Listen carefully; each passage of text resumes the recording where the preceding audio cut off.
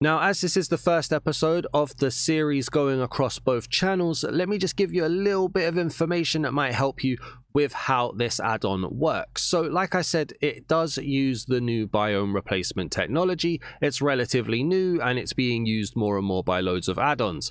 What it genuinely means though is that a new add-on will replace a vanilla add-on some of the time. Not all of the time, it's about 40% chance or something similar around about that.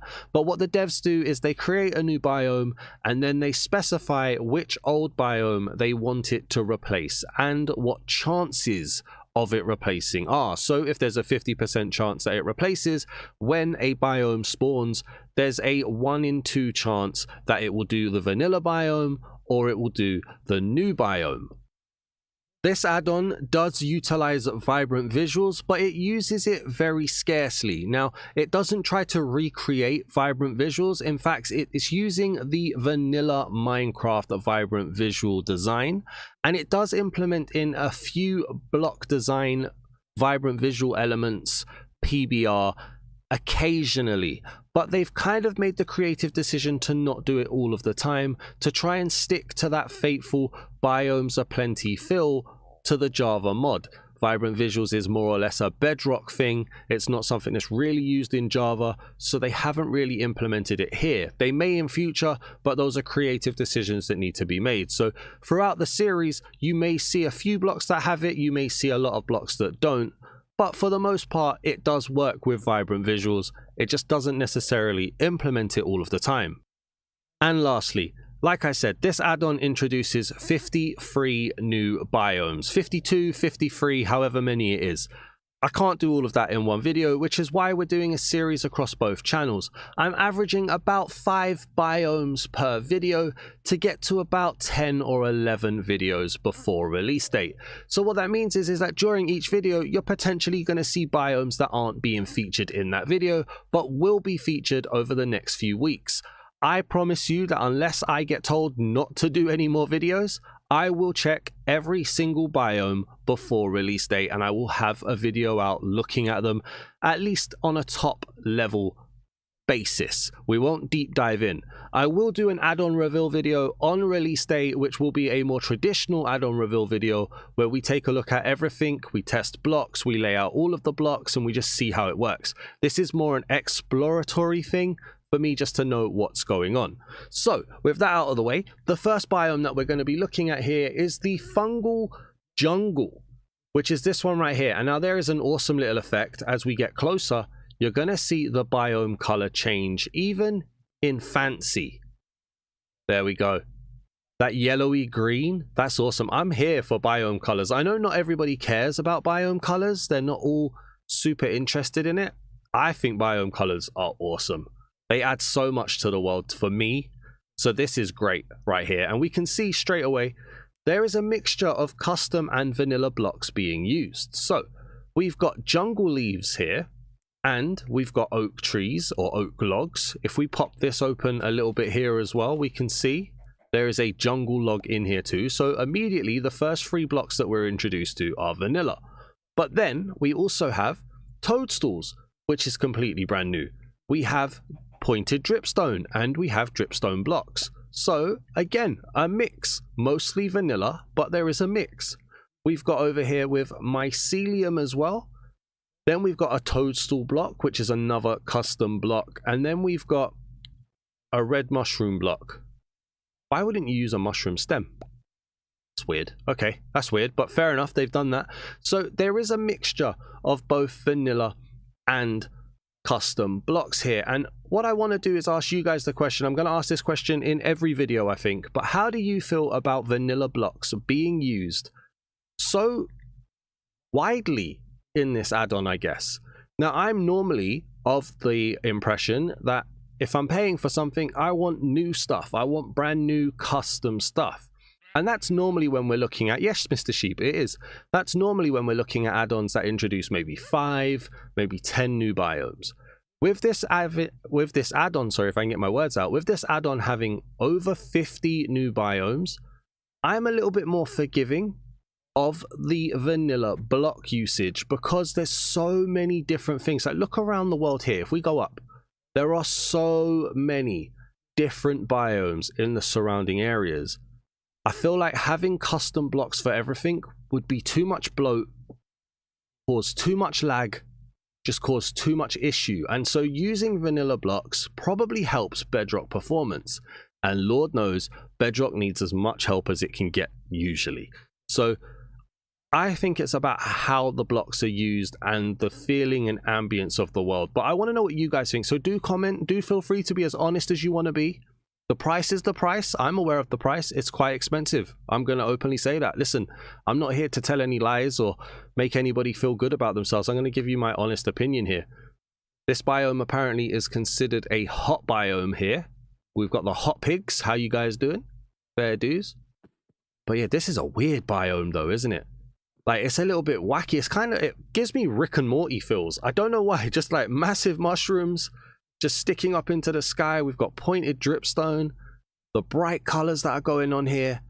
Also as well, I'm checking passive mobs are spawning and it's using standard grass blocks. Whoa, see you later, buddy. That guy's had one too many shrooms. Okay, it's using standard grass blocks here. Why is everybody trying to die? It's using standard grass blocks here, which I think is great because it means that there's going to be a lot of functionality with standard grass blocks. Plants can be placed on it, no issues. Sheep can eat it, no issues. Mobs can spawn on it, no issues. And I think that helps with the performance as well. We would have seen in like lesser biome add-ons, there would be like a green grass, a blue grass, a yellow grass, a white grass. If they're going to use vanilla grass, like this looks quite vibrantly green compared to normal grass. So I'm interested in seeing that develop as we go. Good use of mycelium as well, like I said. Got a biome in the background there. I don't know what one that one is, but we will get to it at some point. But yeah, like the dripstone, the mushrooms just look weird. They look very weird for mushrooms. We got like little mushroom stubs and toadstools. It's almost like you can see it starts as a toadstool, it becomes this stubby thing, and then it becomes this gigantic big old thing right here, which is, I mean, it's interesting, isn't it? It's going to go to nighttime, so we'll be able to see now if hostile mobs will spawn in here as well. I hope they will. These are just basic gameplay mechanics that I want to check. With an add-on this big, you don't want to have it where they come out and say, oh, by the way, hostile mobs won't spawn in this biome, it's a bug. Now, it could be by design, and if it's by design, then there's got to be a reason for it, right? And I'm sure there is a situation in this add-on where that happens, but because it's by design, it's absolutely fine. But if a biome just doesn't spawn them because it's using the wrong blocks, then that's another thing. And I think we don't have that issue because of the grass block here, and we can see a creeper spawning, which is great. I've got some skeletons over here, which is great as well. So gameplay wise, this feels like it's doing all right, and this is just weird and wacky. I'm here for this. Weird and wacky. I hope that we get a lot more of this going through. Let's say it to turn on vibrant visuals and let's see what happens. And so vibrant visuals is now turned on, and unfortunately the biome colors somewhat disappeared. It's not yellow. There's a bit of a blue to the fog on the sky, but that yellow has disappeared, which is definitely disappointing. The green grass, the green leaves are very vibrant, very bright. I like it. I think that's cool. Not getting much of anything else though. Toadstools don't seem to have any PBR detailing. These big old mushrooms don't seem to have much going on for them either. And like I did say, it's using vanilla vibrant visuals here. They're not trying to reinvent much. They're not adding their own take on vibrant visuals in general. Just using that built-in function. But yeah, not a lot here in terms of that. But what it doesn't have in vibrant visuals, the pack seems to be making up for in just weird and wacky. I mean, you want dripstone? Go and get yourself some dripstone, right? Just pop here. You'll have some dripstone, which is very, very good. And I just can't get over the fact that this biome is using so many vanilla blocks and yet looks different to anything else. The fog is probably helping that as well, off in the distance. But if we was to walk through, and another thing should be said as well, I'm currently on a realm right now. What's that? Red terracotta. Is this a trial chamber? that's one for another time. But yeah, okay. What was I gonna say? I'm currently on a realm on PS5 Pro, right? I've had to host this on the PC, but I can't play it on the PC, whatever.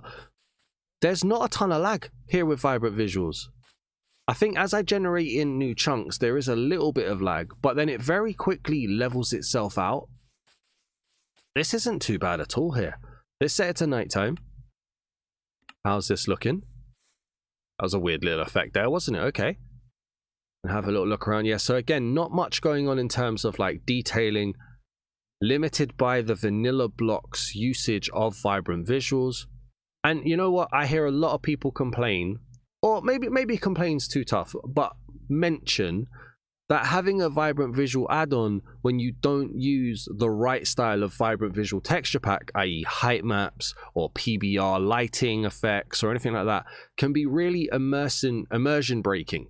And so keeping it vanilla like this probably means it's made to work with vanilla Vibrant Visuals here. Like if you would throw on a Vibrant Visual texture pack that added height maps, sure, the vanilla blocks would get it, but the toadstool, this one here, what's it called? Toadstool wouldn't get it.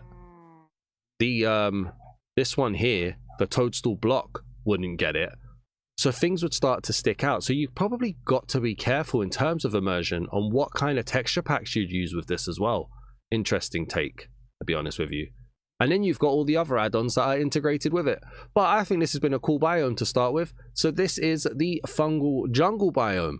Let's get another biome loaded in. Alright, so the next biome that I'm going to show you here is the Jade Cliffs. Now this sounded really cool. Apparently it replaces windswept hills and windswept forests.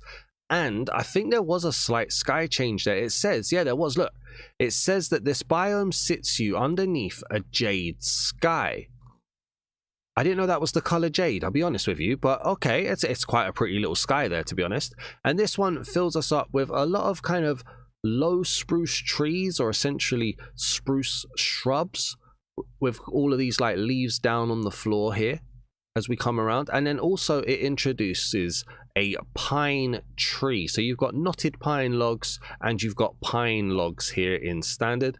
These are my kind of custom trees right here, where you use a block to give off a branch. I feel like it's the most vanilla inspiring or immersive style of blocking here.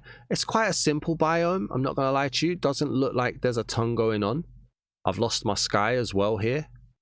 There you go. I like my sky, how that's coming up here with that jade coloring. I wonder if we lose it in Vibrant Visuals as well. That would be a shame if we did. I think this is quite an interesting take though, with the leaves at the bottom here. Like it's like just heavy bushing areas, I guess. You got like a little pathway that you can walk in through as well. But yeah, it doesn't have as much of a wow factor as the Fungal jungle did. The Fungal jungle was kind of like right out there. This one feels a little bit more drawn back, a little bit more subdued, which is interesting. We've got mobs spawning in on the grass as well, and this again looks like vanilla grass. Yep, vanilla grass blocks here, so that's not too bad. Is there a slight color change to that? Like it looks a bit lighter here into a bit darker there, so they get to use whatever technology is there with the grass as well. Oh, these are interesting. Hang on. Pine leaves looking... Is that like twiggy, or is that like they're decaying? I don't even know. They're interesting leaves though. Good little colors. Not bad. And then if we say it to nighttime, we don't need to hang around. If it looks quite simple, then we'll just kind of fly through as quickly as possible and just get a little look. Let's go to... No, not night. I wanted midnight, please, game. Me and the UI, we don't really get on. Minecraft UI. But at midnight, yeah, see, it's a lot. It's still very vanilla. Not really much going on here. You don't really see that jadeness in the sky either. But then the hostile mobs are spawning here too, so that's cool. I mean, look, not everything needs to be weird, wacky, and crazy, right? A few more subdued ones in there make the weird, wacky, and crazy ones look good. Let's put Vibrant Visuals back on. So Vibrant Visuals is back on, and unfortunately that sky biome disappears again, or that biome color, sorry, in the sky disappears again. So that's disappointing. To have it in fancy and not have it in Vibrant Visuals does feel like a bit of a slide back, although something just happened there. Oh, hang on. Am I just not standing in the right place? 1 second. Stare up at the sky. Oh no, it's there. Look, it's there. Ever so slightly on the clouds. Not on the actual sky, it doesn't feel like, but on the clouds we're getting a change. That's really weird. Okay. Come around here and we see the pine tree leaves. Again, very prominent green. The brown softens a little bit.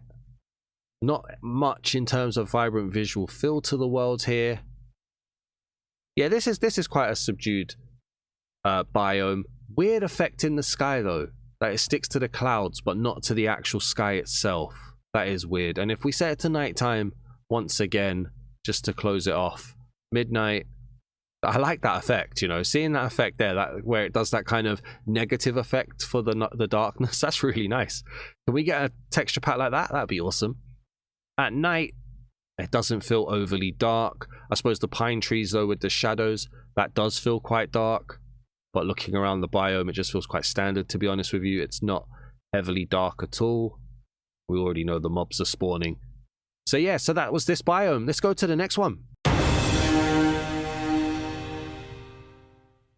Now, based on names alone, this was the biome that I was most excited to see in this video. This is called the Mystic Grove. Now, if there's ever a name that needs to be awesome, it's going to be this one, right? So apparently this one replaces the Dark Forest with the biome replacement technology. I mean, I'm liking the colors straight away. If I thought the fungal jungle looked wacky, this one looks quite epic to begin with the blue trees. What are we dealing with here? So this has got magic leaves. There you go. Does it get any better?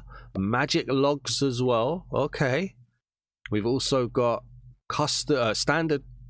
Yeah, that is the vanilla grass block, isn't it? Yes, it is. And you can see, look, the grass takes a bit of a bluer color here as well. Same for the short grass too, actually. There's a slight transition in there. We've got purple water here as well. So this is definitely using that same technology that you would see in a vanilla swamp to give it that green feel, which I think is awesome.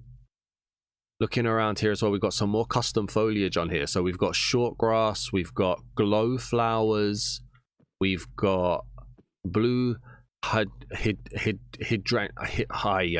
we go. Hydrangea. I can never say this word. Hydrangea. We've got these flowers, which are blue. They're cool. We've also got in here alliums, so some vanilla flowers also spread in. There's a big mushroom here using mushroom stem. Okay, so that's not using a red mushroom block as a mushroom stem. Weird. Okay. Glow flower again, right? That's, yeah, glow flower. I can pronounce that, so we'll say that one again. It's a nice blue biome, to be honest with you. We're seeing, again, passive mobs spawning. Great bit of gameplay working mechanics there. I have to say, just don't use custom grass anymore, add-on creators. Just use vanilla grass and do what you got to do. Because this is working absolutely fine here. World generation working cool. We've got what looks like a dark oak forest on the edge there. What's this? Clovers. Okay. Now I want to check something. Does it stay blue out here? No, it becomes... Okay, so the clover, that's custom, isn't it? The clover's a custom block, I'm sure. Has the color changing. We've got pink daffodils. Okay, so there's a few custom blocks here. Not bad. Not bad at all. What's this? Oak leaves. Flowering oak leaves. Oak log. Okay. I like this blue biome. I think this is cool. There's a bit of a... What's that? Why is it pink there? Hang on. If I leave, does that disappear? It does. It dissipates. Okay. Come back in. Is it this biome? It is. Okay, so again, sky colors. Not bad. I'm going to be upset when we do vibrant visuals and they disappear, aren't I? Oh, man. And this purple water, like I said as well. Very cool. This is a nice biome. I like this biome. Let's set it to nighttime. No, let's go to midnight. Again, how many times am I going to make the same mistake in one video? Here we go. Boom. Like that. Oh, something's giving off light. Oh, please tell me you're going to have vibrant visuals. Please, the glow flower is a light block. That's awesome. Or a light flower. That's nice. Doesn't look like much else is giving off anything here. Please tell me there's some vibrant visual compatibility in here. And if we look around, just trying to see if we're going to get any hostile mobs spawning, although it might be difficult to do actually, because the glow flower is giving off light, right? So that could be harder to spawn something here. Oh, something spawned. There we go. Creepers are spawning. Yeah. So they do spawn, but the glow flower doesn't make it easy because it's giving off a light. That's cool. And that's just a pink daffodil again, isn't it? Yes, it is. This is nice though, man. The vanilla feel it's working for me. It's a selling point, I think. Whereas some add-ons with biomes give you that it's all custom, tons of custom stuff, and that's the selling point. I genuinely think the selling point here is how vanilla this is. But I have to say, hand on heart, I never saw Biomes O Plenty on Java, so I don't know how custom Biomes O Plenty is on Java and whether or not this is in line. So do let me know down in the comments, and like I said, do let me know the answer to that question about using vanilla blocks so widely in this add-on. Let's get vibrant visuals on. Alright, so vibrant visuals is turned on and it's daytime here, so the way the sun is hitting the trees looks alright, to be fair. You got some shadow. Oh, what was that? Hang on. Oh, it's doing that cloud thing again. So the sky doesn't change, but the cloud still changes to represent that sky change. If that's by design, that is a weird design. Like, change that, not that. I don't know. That just strikes me as weird, to be honest. What was I saying? The trees, they seem to take the light quite well, to be fair. As we come through, they seem to take it a bit better than that tree's taking it. You got the light rays coming down here as well. That's not bad. I think the color blue is very nice in the vibrant visual feel as well. I think it shines quite well. Can't immediately see like PBR going on here, although something's happening there where it's blinking on that glow flower. It'll be interesting to see how that looks at night. I still want to know how you say this word. Hydrangea. I don't know, man. I've got no idea. I give up. How you guys doing? Yes, eat that grass. Prove my point. Thank you very much. Awesome. Okay, so that's how it looks with vibrant visual during the day. Let's grab midnight. Boom. And let's have a look at what we're dealing with here. So let's get down here. Oh, no, it doesn't. You can't give me a glowy pixel right there in the middle? Oh, that's a disappointment. You can see it's giving off that light block. But it's just, I would have liked it there, man. That would have been good. Other than that, yeah, I mean, the light's traveling fine. It's working okay. It's your vanilla vibrant visuals. I'm looking forward to when this releases in full and I get to chuck this on with other vibrant visual texture packs and see how we can push this. This could be really cool. Don't know how it would work. Food for thought. Let's go to the next one. And then, so to round off today's video, we've got two biomes. One's called the Woodland biome and one's called the Old Growth Woodland biome. Now, both biomes overwrite a savanna, which to me feels a little bit weird, but I think that drives home the fact that just because it overwrites a biome doesn't mean it's supposed to be considered a variant of a biome. You see, woodland biomes are pretty much exclusively oak logs, or oak trees even, with fallen oak trees. And on here you can see we've got moss carpets, we've also got toadstools on here, but it's very heavily vanilla and almost like a variant to a plains. At least that's the impression I'm getting here, and I don't feel like we need to do any vibrant visual checks on this because it feels very, very subdued, very stripped back, and it's almost like the other end of the spectrum when you look at the Mystic Grove and when you look at the Fungal Jungle. Even the Jade Cliffs, this feels like it's completely the other side of it. There's nothing going on in the sky. We can see here we're using pretty much exclusively vanilla blocks other than that toadstool flower. We don't even have other flower foliage rocking around in here. It's literally just the toadstools that spawn on the side of the logs, which is very... what's the word that I'm looking for here? I don't want to say disappointing. I'm not saying it's bad. I suppose underwhelming, maybe? You've got all of this space here. You could maybe just put even more oak logs, but maybe that's a natural generation thing. I don't know, but lots of flowers. You can kind of tell that this is a custom-y biome by the fact that you've got all of these flowers laid out like this in such an open area. There's another space for another biome over there too. But yeah, I mean, this is how the woodland looks. And then if we travel to a different destination, which is this one here, This is the old growth woodland. Now, the old growth woodland also spawns over savannas, and what makes this different to a standard woodland is that it uses the big trees a lot. So whereas I hate these trees when I'm playing survival on the rare occasion, it uses these style of trees which are just difficult to break down if you're not using a tree capitator add-on, like the one in Essentials, for instance. But as we come around, we can see we do also have more oak logs. We've got oak log trunk bits. We've got, I think somewhere around here, we've probably got some trees on their side. Yeah, over here as well. Excuse me. So more of the same here with the toadstool, the moss carpets, the flowers. This feels more built up. This feels more full of stuff, I guess. As we're flying around, you can see as well passive mob spawning as they would do on the grass blocks. So gameplay not being affected. And then you've also got around here as well coarse dirt spawning in patches too. Bit of a chunk missing here, not sure what that would be. Maybe that's world generation, maybe that's a bug, I don't know, but that's there. And then we just pop around here as well. You see the realm spawning in. That's a realm thing. When you're playing on a local world, it'll be fine. You won't have that. I think the laid down trees are a nice touch. But yeah, I think these two are a little bit underwhelming. But at least in this video, we're seeing both ends of it, right? You've got the fungal jungle, which just creates quite a lot of difference. And then you've got the woodlands, which is a lot more vanilla.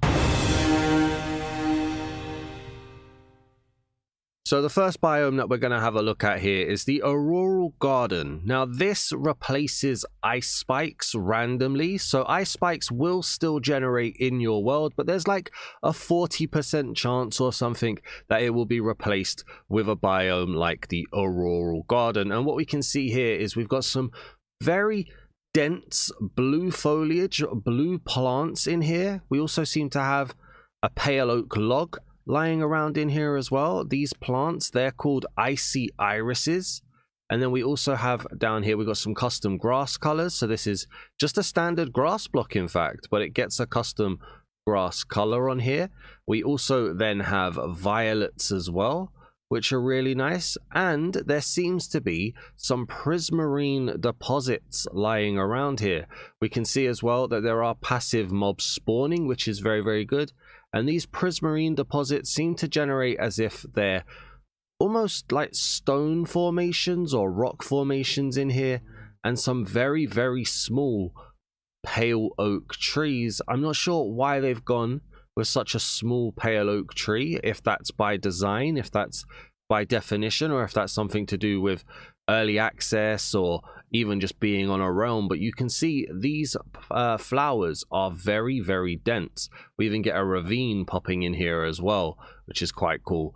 But yeah, look at that. What an effect that is. And if we was to set it to nighttime, we can see that at night it's quite a soft blue color, in fact, just here. Let me pull back a little bit. Now remember, I am on a realm, so our render distance will be a bit shorter, which won't be a problem in the actual add-on on a local save that you'll be using. But we also have hostile mobs spawning here too. So we've got the zombies spawning, we've got skeletons spawning, which are very nice. And the blue feels very, very vibrant. I really do like this. And then what we'll have to do as well is come back into this with vibrant visuals switched on. So let me do that.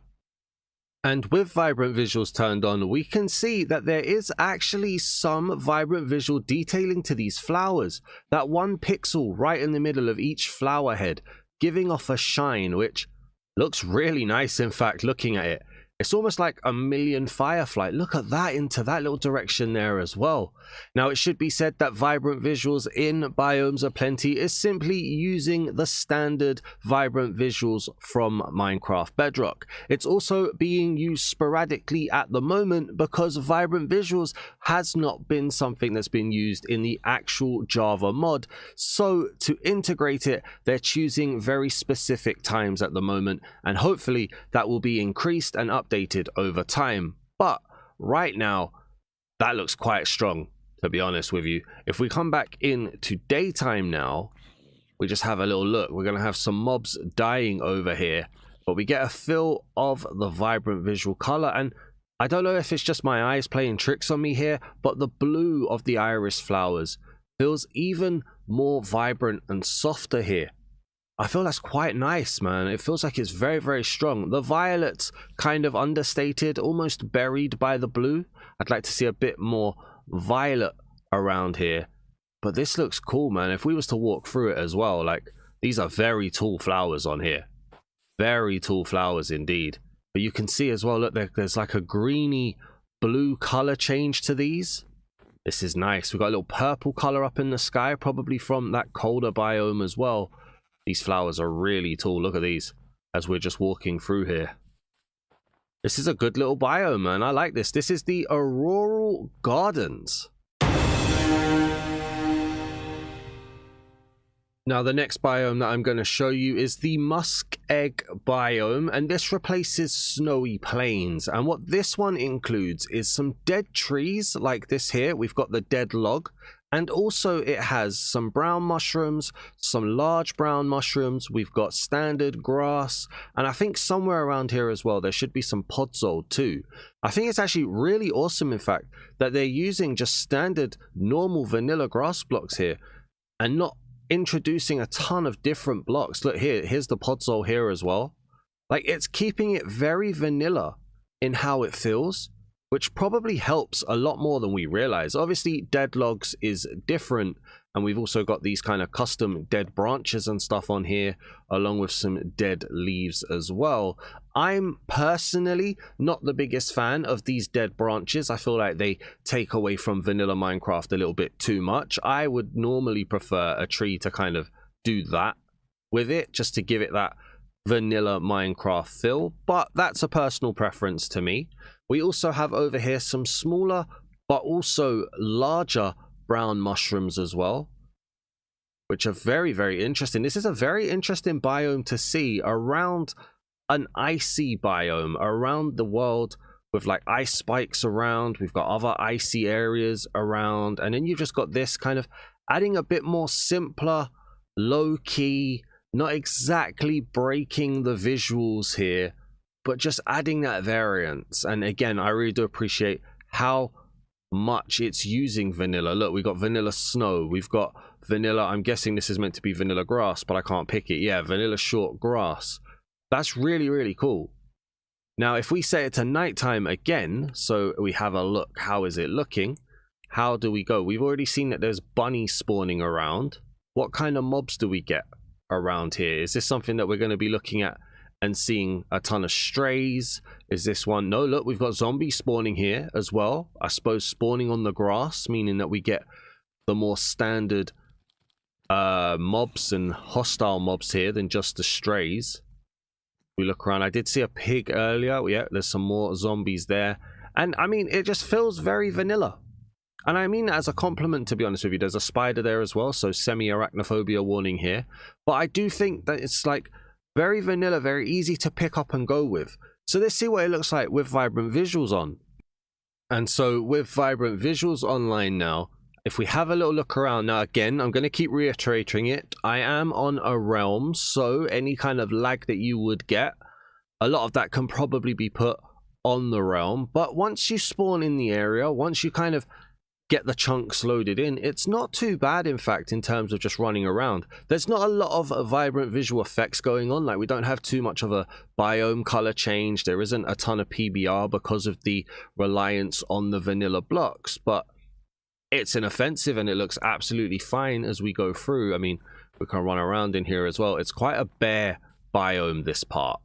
Quite simple. And then if we set it to nighttime here too, so we're going to go here.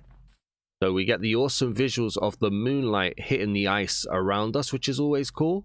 But in terms of this one biome on its own, yeah, very simple. Not really much here to write home about, but it's good to see that we're getting vanilla spawns, hostile mobs, we're getting passive mobs spawning as well, and everything seems to just be working fine at the moment, not getting a ton of differences. So that's very, very good, albeit a little bit simple. So the third biome that we're going to be looking here with our cold theme is called the Cold Desert, and it also replaces snowy plains. Now, one thing that's very characteristic of this section is there is a lot of gravel around, because it consists mostly of gravel and as well patches of dead grass that we're seeing here as well. If I could ever pick it, desert grass in fact, which is considered dead grass, I believe. No, dead grass and desert grass, two very different types of grasses. Also, polar bears are apparently the only wildlife that you'll see here. You can see on here as well, look, we've got naturally generating cobblestone, which is actually quite rare. I believe it only spawns in villages and in spawner buildings or dungeons, if I'm not mistaken, which is quite interesting. And also there is apparently a lot of hazardous powdered snow. So we've got snow blocks around.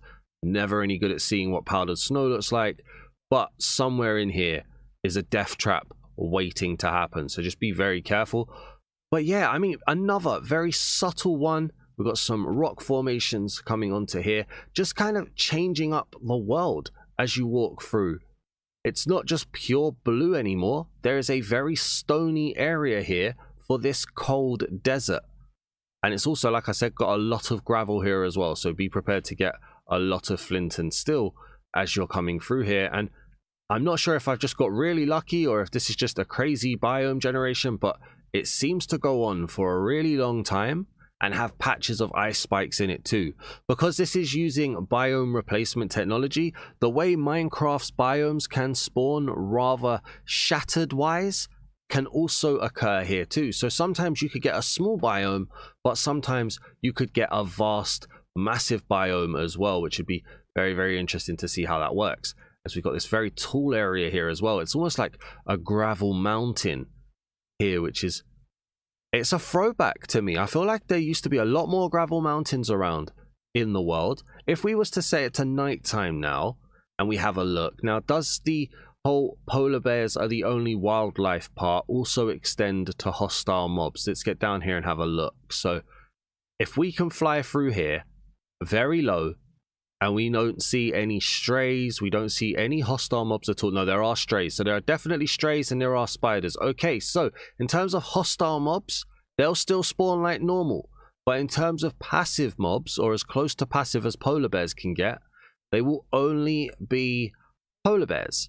We're not going to see pigs and we're not going to see cows around here, making it very difficult to live in this kind of an area. This is a nice little cave. Hello, how you doing? Hop into here. Got some cave going on. Got some more world generation in here. But it doesn't feel like fake generation to me. I don't know if you know, like, if you get what I mean by that, but it doesn't feel like it's forced generation. This still feels very vanilla to me. Let me know what you guys are thinking down in the comments. Let me turn on vibrant visuals. I'm not expecting anything here, but you never know. There could be a biome change. And so looking in here with vibrant visuals turned on, shadows become very, very apparent. They're very prominent here because of these tall cliffs that we've got going on. And as we go through, again, once it's generated in, there doesn't seem to be too much lag. Now I'm playing in creative and on a realm. I'd expect it to be all like jittery and stuff, but that was me forcing it there right there, to be fair. But normal, it's going absolutely fine. We've got water on here, so we've got the reflections.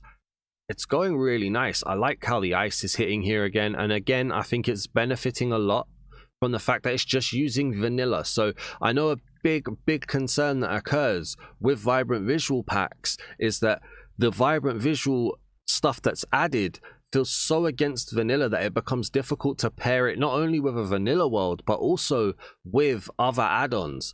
This is just very simple, very vanilla. I'm here for it. I mean, down here, what have we got here? We've got snow blocks. They've got some little detailing on the side here. That must be from the vanilla.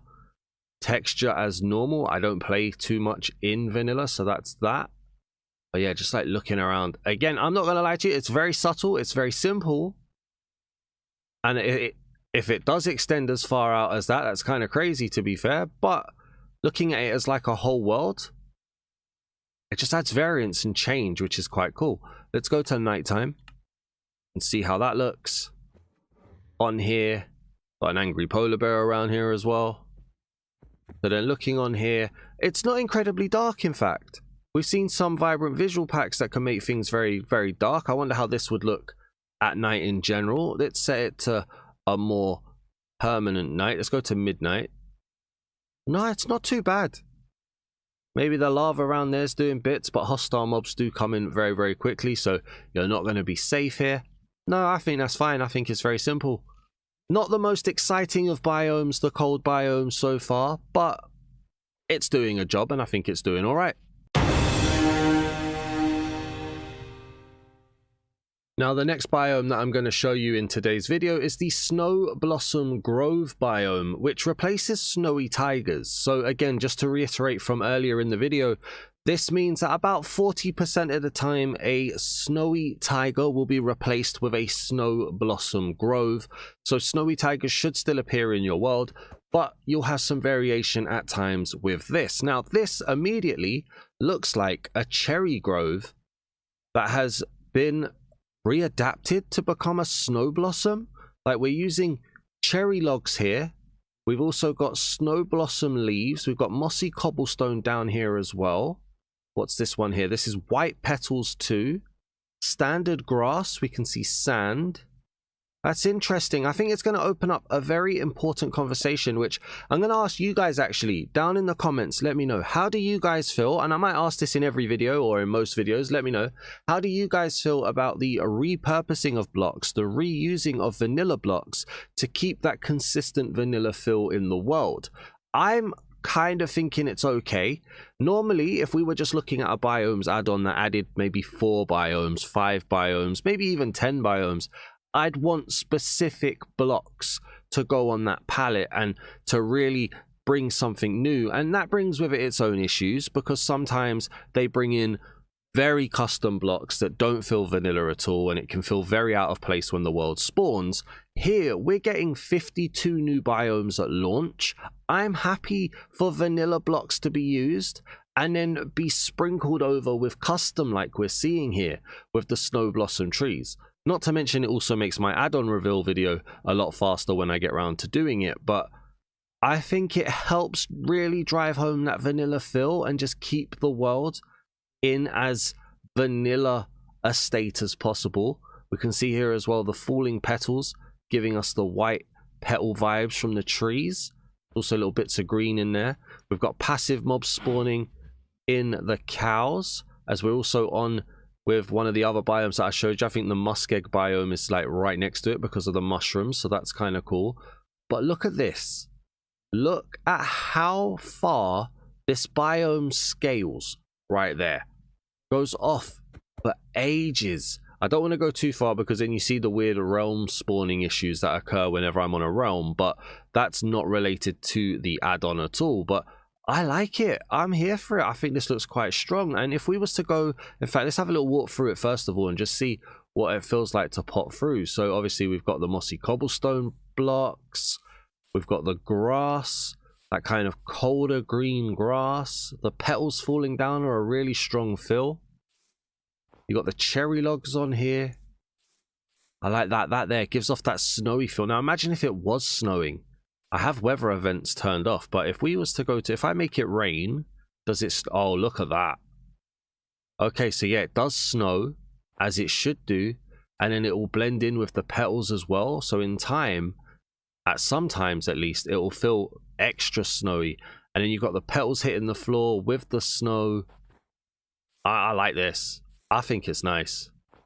Let me know what you guys think about using the vanilla blocks though. I think this is a topic that I'd like to see feedback on.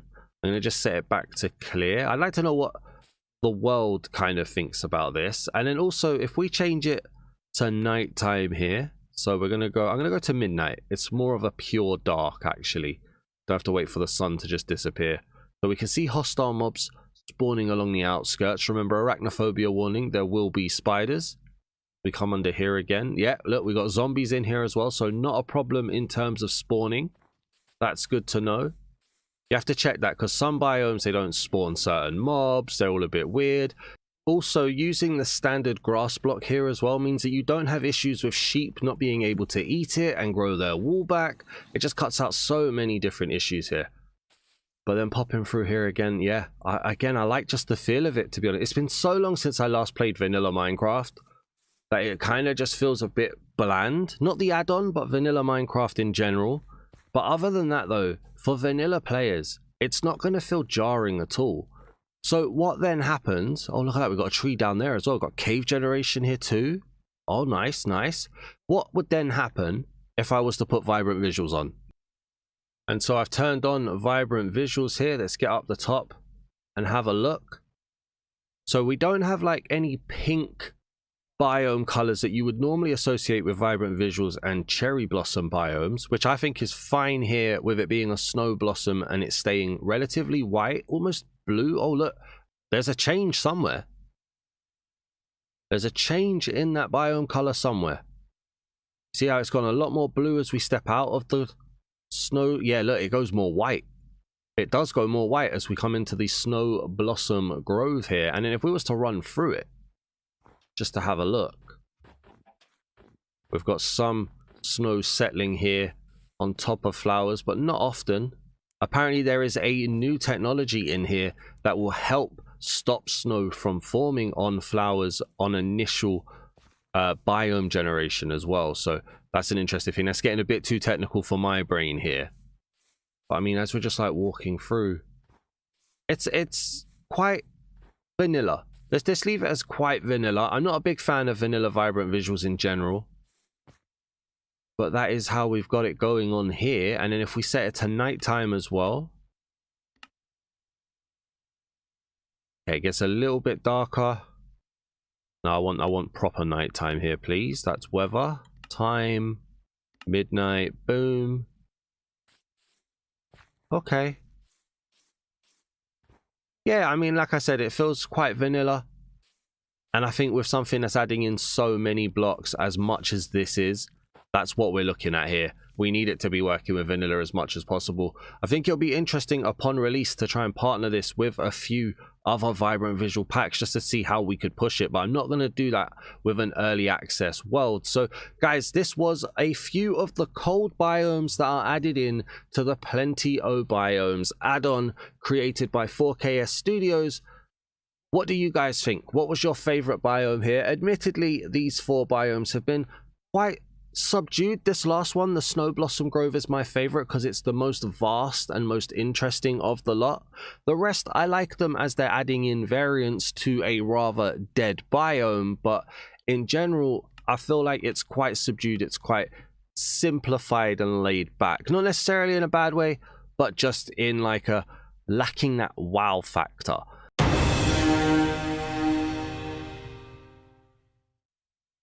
Now then, the biome that I'm going to introduce you to now is the Corniferous Forest, and I'm hoping I've said that correctly. Coniferous Forest.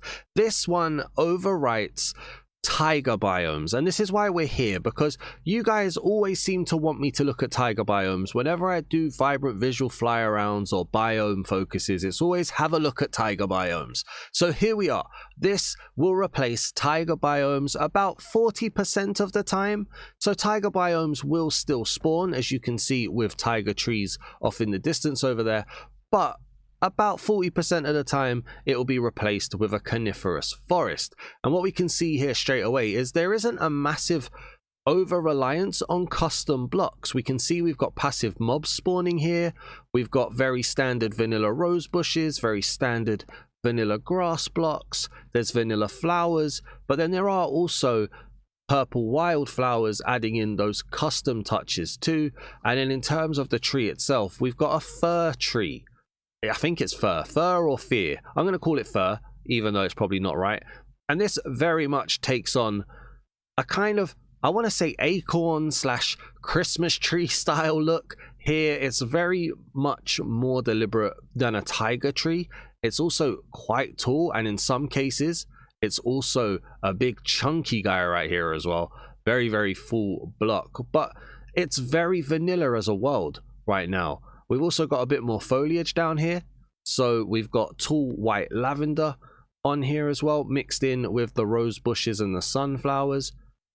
And it's not massively striking out with a big wow factor at the moment. And I want to ask you guys a question, and I'll be asking this question a lot on this channel and on the Reacts channel as I do more and more videos. But how do you guys feel about the using of vanilla blocks to get some of these biomes around. Now, I'm of the impression, and you'll hear me say this in pretty much all of the videos as I go through, that if this was a biomes add-on that added 5 biomes or even 10 biomes, I'd want more deliberate custom blocks.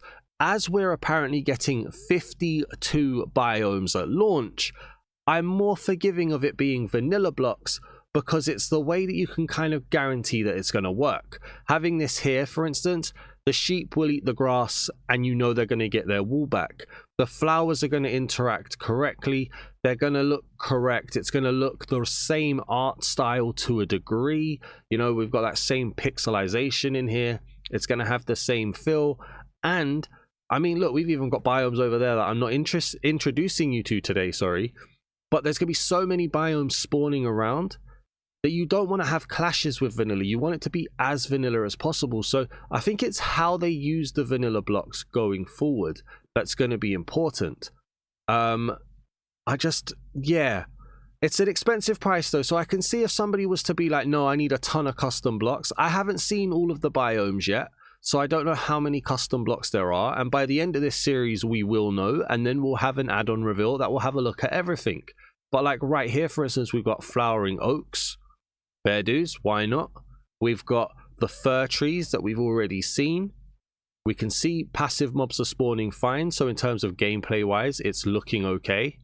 And this is quite a tall abundance of trees here. It's using the technology that's relatively new to Minecraft Bedrock on the biome replacements, but it does mean that as Minecraft spawning of biomes can be a little bit clunky sometimes. You can end up with a tiny biome, you can end up with a vast biome, you can end up with a shattered biome. That will be the same here because of how it's rewriting and how it's replacing. So I mean, look, we've got tons of color there. That's going to come up either, I think that's going to come up in a future episode actually. But as we're looking here, let's get down the bottom and just walk through this Coniferous Forest. Now, there is a snowy version of this as well that would replace snowy taiga biomes. I'll try to put something on the screen now for you guys so you can see that. We don't need to go and have a look at it. It's absolutely fine. It's pretty much the same concept as a taiga biome here. But yeah, I mean, walking through, other than the fact it's a new texture on the trees and a new shape to the leaves, it is very vanilla. Where we're getting hostile mobs spawning here as well. That's good. Means that gameplay is not going to have any issues. And of course, having it be vanilla does mean that the vanilla blocks, at least, like these grass blocks, like the flowers, can be paired with a vibrant visual texture pack, and they will adapt and use those vibrant visual details as well. But then you've got the custom blocks on here, like a toadstool, for instance, that will be introduced with its own little dynamics. So yeah, I think with this is being sold on the number of biomes, not the number of custom blocks. But then I didn't see what Biomes O Plenty, sorry. I didn't see what Biomes O Plenty was like on Java. So any experienced people out there, let me know what you're thinking here. Obviously, this is the first biome that we're looking at with the Coniferous Forest. So let's set it to nighttime. I've got my rambling hat on and I'm stumbling as we go. So let's go to midnight. Let's see, we know that we've got passive mob spawning. We know that we've got hostile mobs spawning, so that's absolutely fine.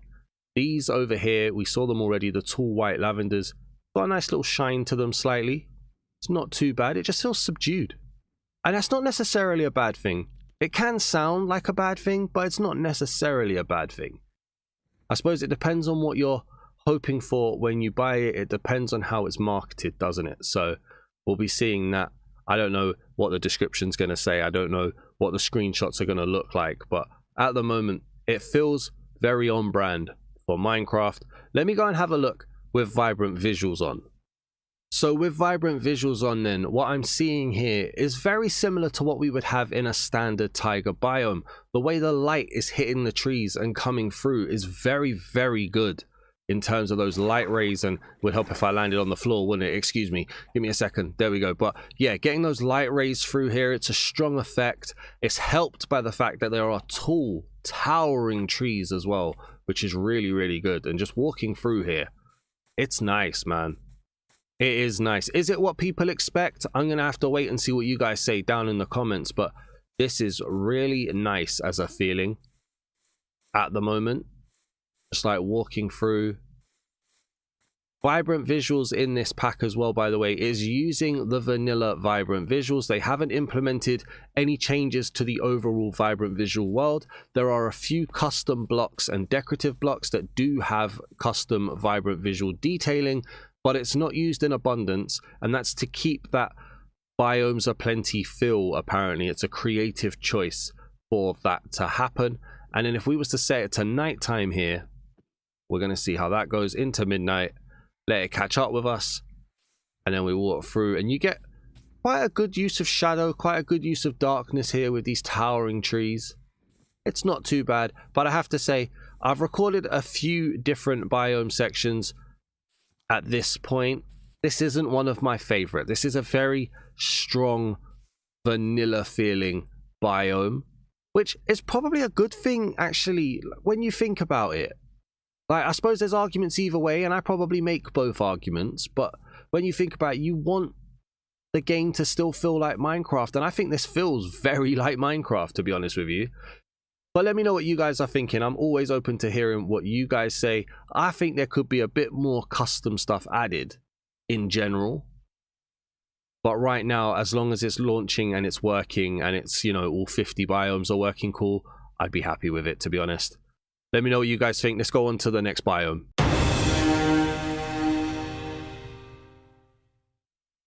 And so the next biome that I'm going to show you in today's video is the Fir Clearing biome. Now this also overwrites taiga at times, so there is a chance that instead of getting a taiga biome, you'll get a Corniferous Forest or you'll get a Fir Clearing.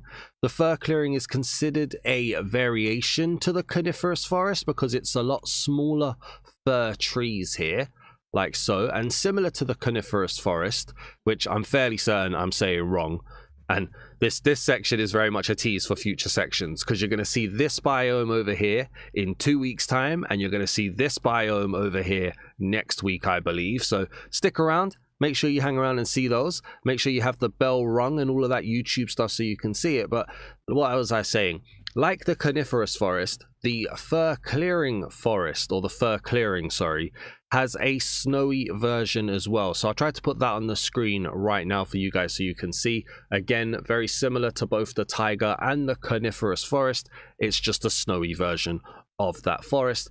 Now, what is different about the Fir Clearing is what you can see here. It's a lot more open spanned. There's a lot more open space. We've got fallen trees down here, and we've got shorter fir trees, and this biome goes on for quite a long way down the hill here and then around the corner. And we can see that we've got passive mob spawning, which is another check that we're doing just to make sure that all of these biomes are spawning mobs and gameplay is working fine. There's even a hostile mob under there too, and somewhat of a ravine or even just a fold in the earth here too. So gameplay wise, these biomes don't seem to be interrupting anything to do with the game, which is very, very good. But similar to the Coniferous Forest, I have to say this feels too vanilla.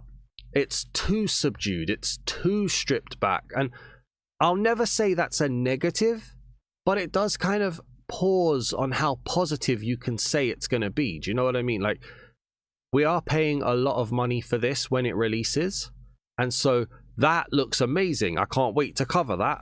This looks a lot more held back, and maybe this needs to be held back so that that biome and that biome are going to look amazing. Maybe that's the case. But yeah, like I said, let me know what you guys think. I'm going to set it to nighttime now, and I think this is just going to feel very vanilla in general. As we come through, Enderman spawns straight away, so gameplay wise that's fine. And then if we just keep flying around, we're just going to wait to see if we get any hostile mobs. But there's not much really going on. There's no real ambience. We don't seem to have any dead bushes to give us the ambience. There's no lighting effects going on at all. It's just a very quiet, very subdued place. Let's get down a little bit lower. There's a creeper. We've got toadstools again, I believe, here as well. So it's very, very simplified. I'm not going to hold you here for too long. Let's set the vibrant visuals on and see what happens. I don't think there's going to be much. And so with vibrant visuals turned on, then we're just going to have a quick fly around, because I'm not expecting too much here, to be honest with you. There's no real biome color changes using the vanilla vibrant visuals. The trees feel a little bit darker, what with them being so short. But other than that, there's not really much going on here. Nothing to really generate any light or color, unfortunately. That's a shame. If we get into here and we go to midnight just to have a look, let it catch up. But yeah, same again. Not really much here. And like I said, I think I said it already in this video, but I'll reiterate it again just in case. Biomes O Plenty, the Java mod, doesn't really use any vibrant visual stuff because it's more of a Minecraft Bedrock thing. So a conscious decision was made to not use it overwhelmingly in this add-on, at least to start with, just to keep it as close to what the Biomes O Plenty core feeling was. That's how I understand it, at least. Maybe that'll change in future, maybe it won't. But yeah, the first two in this video, very subdued, very laid back. Let's go and see the next biome.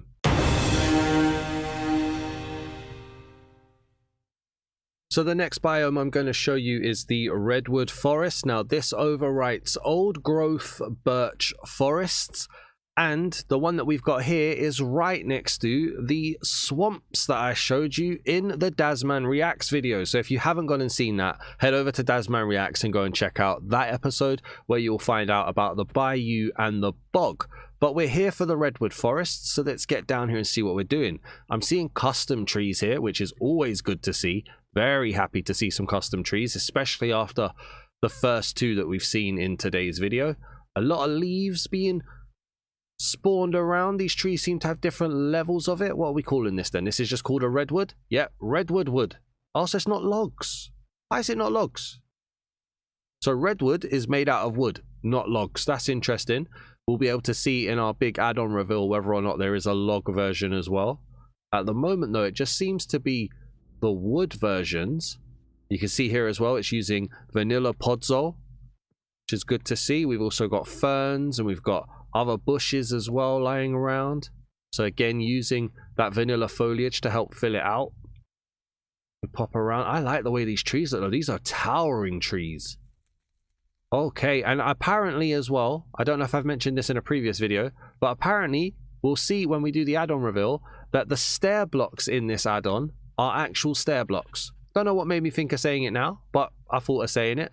And yeah, this is cool, man. It's very, again, very basic, very simplified, but the custom tree, it helps. It does help. The lava over there about to burn down this, so we better finish this off real quick. But yeah, have we had any vanilla mobs, sorry, spawning in? That'll be one to check, won't it? I haven't seen any yet. Also got dirt, just standard dirt here, not coarse dirt or anything like that, just the standard dirts. Looking around, no, it doesn't seem to spawn passive mobs on podzol. Is that a Minecraft mechanic? That's what I'm kind of getting at here. Kind of a ravine style structure generation on here too. But yeah, okay. I mean, using very vanilla stuff. There is something here, but I think they've spawned on this grass as part of the bog. So I'm not going to claim that one. It's a strong effect though. I mean, if we pull it back a little bit onto here and just have a look at these trees. These are some strong custom trees. We've got the custom tree generation down here as well. And then also over here, we've got some more. Just wrapping around on here with the podzol. Interesting. Let me know what you guys think. There's that one that we're going to see next week, along with another one over there that we're going to see next week as well. So just a few teasers for next week here. Not my intention, but that's how the world is generating. Let's set it to midnight. See what we're dealing with on here. So we can see as well these leaves. What leaves are they? Are they redwood leaves? They are redwood leaves. These are generating leaf litter drops. Obviously, I don't think it's going to pick up on the floor, but it's a nice little animation to add some wildlife building to it. Ambience, I guess. We've got hostile mobs. Ah, hostile mobs do spawn on podzol. Here we go. That creeper, I think, spawned on podzol. There's a bit of grass scattered in, but I think that's because it's next to another biome. Even the biome generation feels vanilla. I hope this is really heavily marketed on how vanilla it feels, because I think at this point it is becoming a plus as a marketing point of view. But again, I never played the original Biomes O Plenty, so I don't know. That guy's definitely spawned on that podzol. So hostile mobs do spawn here, but it doesn't look like passive mobs. Let's go and set vibrant visuals on and see if anything special happens here.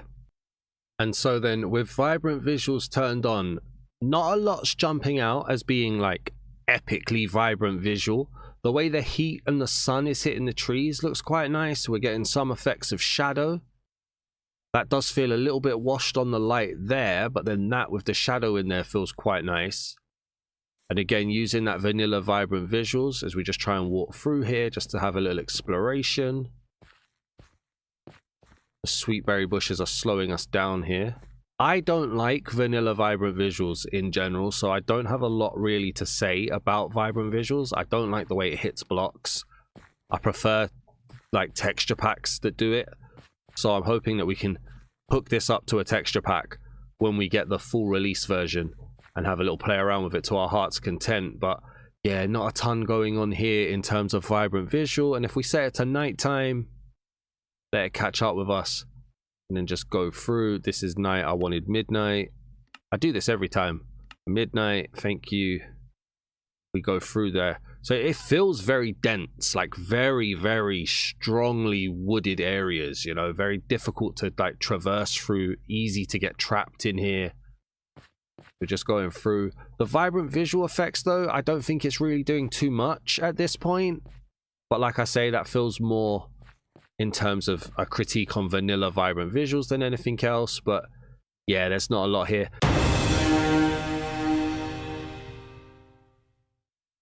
And so the last biome that I'm showing you in today's video is the seasonal forest biome. And this biome, again, overwrites taiga. So there's going to be a lot of instances where a normal taiga biome may not spawn. And instead, we're going to end up with a coniferous forest, a fir clearing forest, a seasonal forest, and maybe even others, which I haven't covered yet.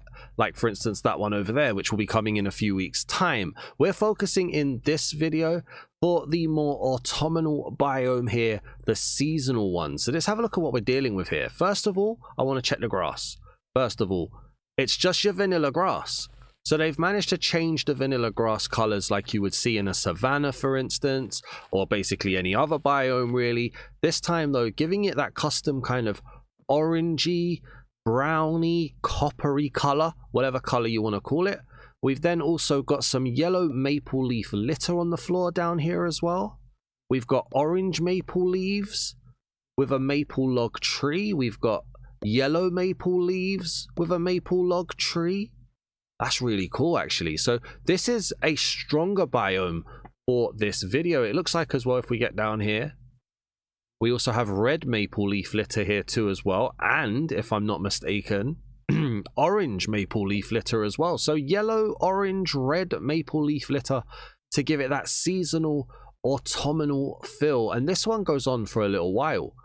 Now, I don't know if it's a case as this spawned as one big taiga biome and we ended up with a maple forest, we ended up with this, or if it counted as two different taiga biomes.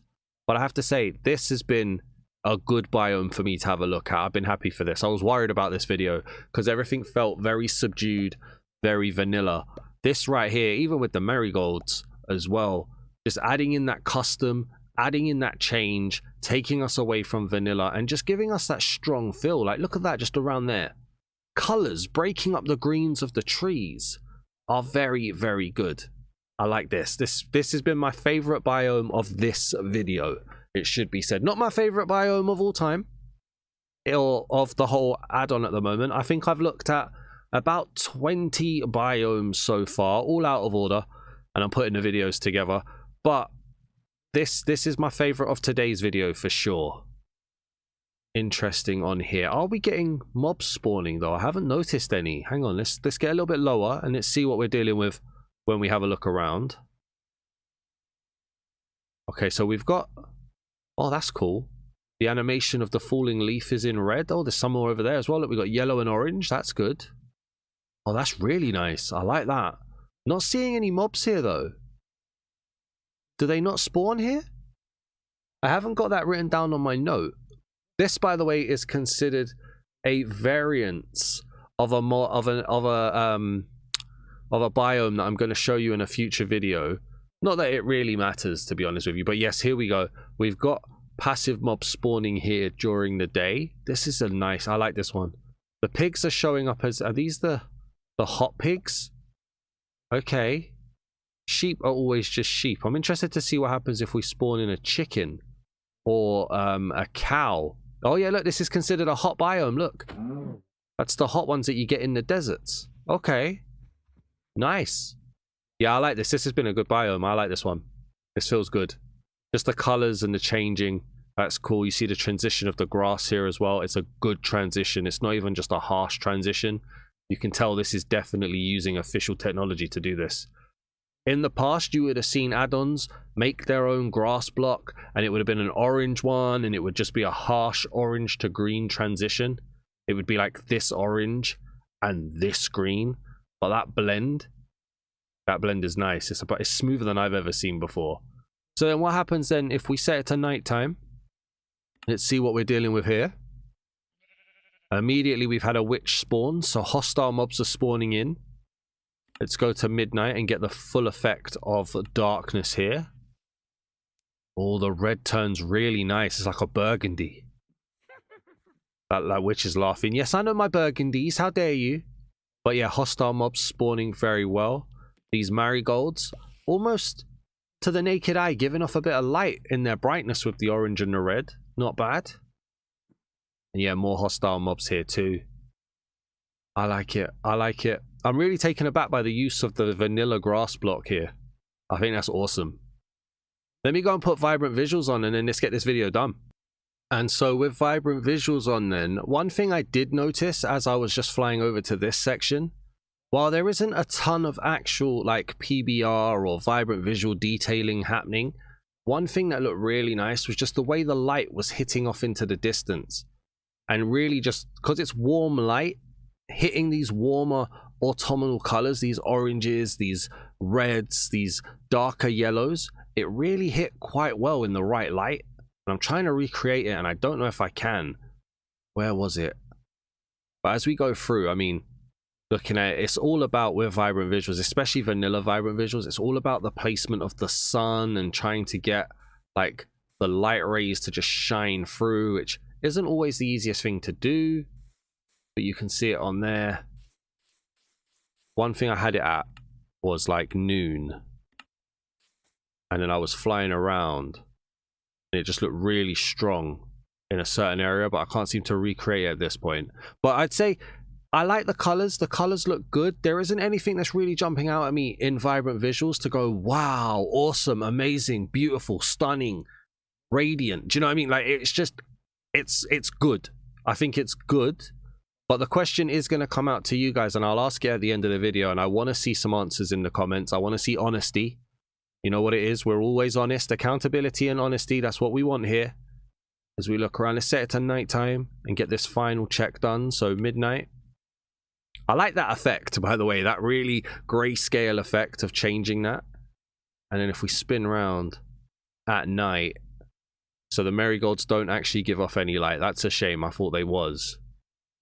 But it's a good darkness. Again, it's a good use of shadow. It's good with the colors. I'm happy for that. I'm happy for that. Let me set it back to daytime. And let me ask you guys the question. So first of all, if you've enjoyed today's video, please do leave a like. I'm trying to show you every biome between this channel and the Dasman Reacts channel. So make sure you subscribe to both if you haven't already. And hopefully you guys are getting a nice little look throughout the next few weeks of what this biome is bringing. But my question to you, and what I want to see the answers to in the comments, is how do you feel about the add-on using vanilla blocks to create a lot of the world that we're getting? We had 3 biomes earlier. One of them had custom trees. We've had another custom tree here on this one as well. So half of the biomes implementing the custom trees. That's a lie actually, because the fir tree was there. It just overall felt very vanilla, and the stuff around it felt very vanilla, I suppose is the best way to put it. So I'm asking you guys, how do you feel about that? Thinking about it with the price, thinking about it with what Biomes O Plenty is on Java. I know a lot of people are waiting for this. So how do you feel about it? For me, I've said it before. I think I may have said it in this video. I'm happy because there's a lot of biomes. If there was less biomes, I'd probably be screaming for a few more custom trees, a few more custom blocks. But I think with the amount of biomes that are occurring, with the amount of biomes that are generating, the vanilla fill just guarantees a working add-on. And at the moment, that's all I need is a working add-on. So let me know what you guys think in the comments. If you're new to the channels, please do hit the subscribe button and please do leave a like on the video. There'll be more coming all the way up until release day when we'll have a full add-on reveal. Thanks for watching, everybody. Peace!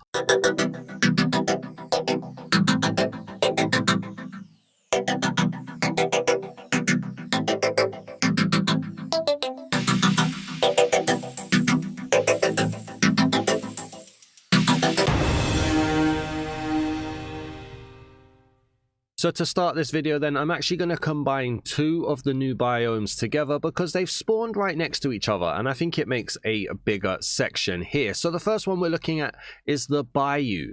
Now the Bayou replaces the mangrove swamp, which means that for about 40% of the time when you're going around the world, the mangrove swamp won't spawn. It will instead spawn one of the biomes that has been linked as a replacement, using the new replacement technology I spoke about earlier. Don't worry though, mangrove swamps should still spawn around your world. It just won't be every time the game triggers it. It will be one of these different ones at times as well. So as we can see, looking around here, we've got some custom stuff going on. Not a ton at all. It's very interesting how this add-on is using things. Like this is just standard Minecraft grass straight away. They haven't tried to just reinvent the wheel with a ton of things. We can see passive mobs are spawning over here as well. But one thing that's not vanilla is this. Now obviously this is using the creative, so I've got to pick the right area. Here we go. So it's using Spanish moss. Okay, and you know what, it's the right level of, like, if you look at that, that looks very vanilla. The grass, the tall grass, and this here both look like they are matching in the same style. I like that. That's nice. Okay, and what are we using here? So willow logs. So we do have a new tree. We've got the willow log tree, which uses willow leaves. Okay, so this tree is made up of willow logs, willow leaves, and Spanish moss. And if we look around here, is this is a cattail. Okay, so we got custom flowers as well. This is just standard mud, right? Yeah, this is standard mud. Okay, and then looking around here, look, we've got some jankiness from the realm, but that's absolutely fine as that spawns in. Let me just refresh some of the chunks as we're going around. You will see some dodginess because of the realms. I don't think it's because of the add-on, so just bear that in mind. I am on a realm here, but I'm trying my best, and I hope that's okay. Like I said, we've got passive mobs here, and they're spawning as the hot temperate mobs, it seems.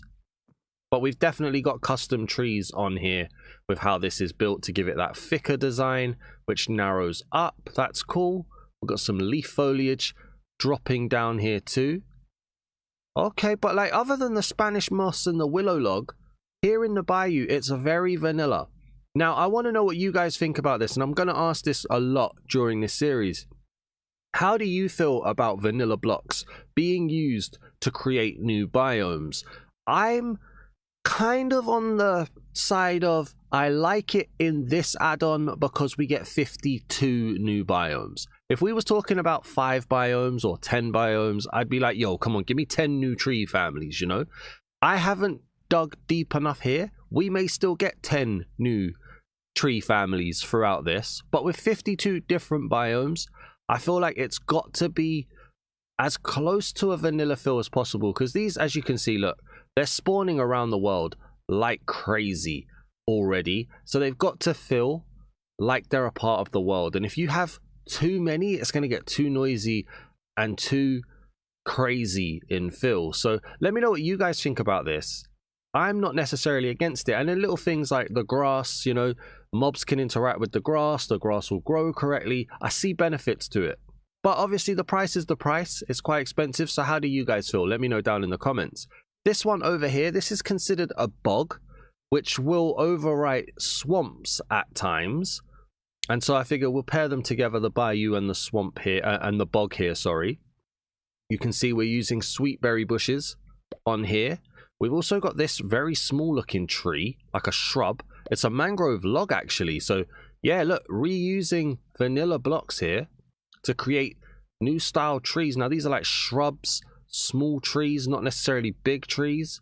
We've got some jankiness here with a spruce log next to an oak log. That's a little bit weird. That's probably just some spawning biome thing here, but that is a little bit weird there. We've got a smaller thing down here. What's this? This is an oak. No, this is a spruce log. Okay, so a spruce shrub here. But then wait, what's this? Oak leaf. Oh, wow. So that's an oak tree that's completely changed its color. Hold on a second. So it's a standard oak tree with the browner leaves. But then you've got the mangrove leaves, which are also the browner leaves, and they've got the different leaf textures. Look, when I'm holding it, they're green. But in this biome, they're that color. What if I put them here? They go green. Oh, wow. So they've completely changed the color and biome definitions. I don't know what the technical term is, but that's interesting. I'm not ready for it to go to nighttime yet, so keep it to daytime. And then let's just go around here. So this, now not necessarily supposed to be a swamp. I am ignoring this. This will be in another video. Not necessarily supposed to be a swamp replacement, but it does spawn instead of swamps. So don't look at this like it's supposed to be a swamp. This is supposed to be a bog. Now, I don't think we get many bogs in the UK, specifically not in London at least. There are a lot of sweetberry bushes here. It's different though. Like, look at the birch trees in the background. It feels very different. And then to have it, I mean, I like having it here next to whatever this biome is. I haven't been introduced to this biome yet, but it kind of has a nice color gradient into that. I wonder if that happens a lot in the world or not. But yeah, this just feels very different. It's very noisy with the grass, I would say. Like the ferns and then the short grasses that we've got here. I feel like that's a very vanilla trait though. There is a lot of short grass in vanilla Minecraft.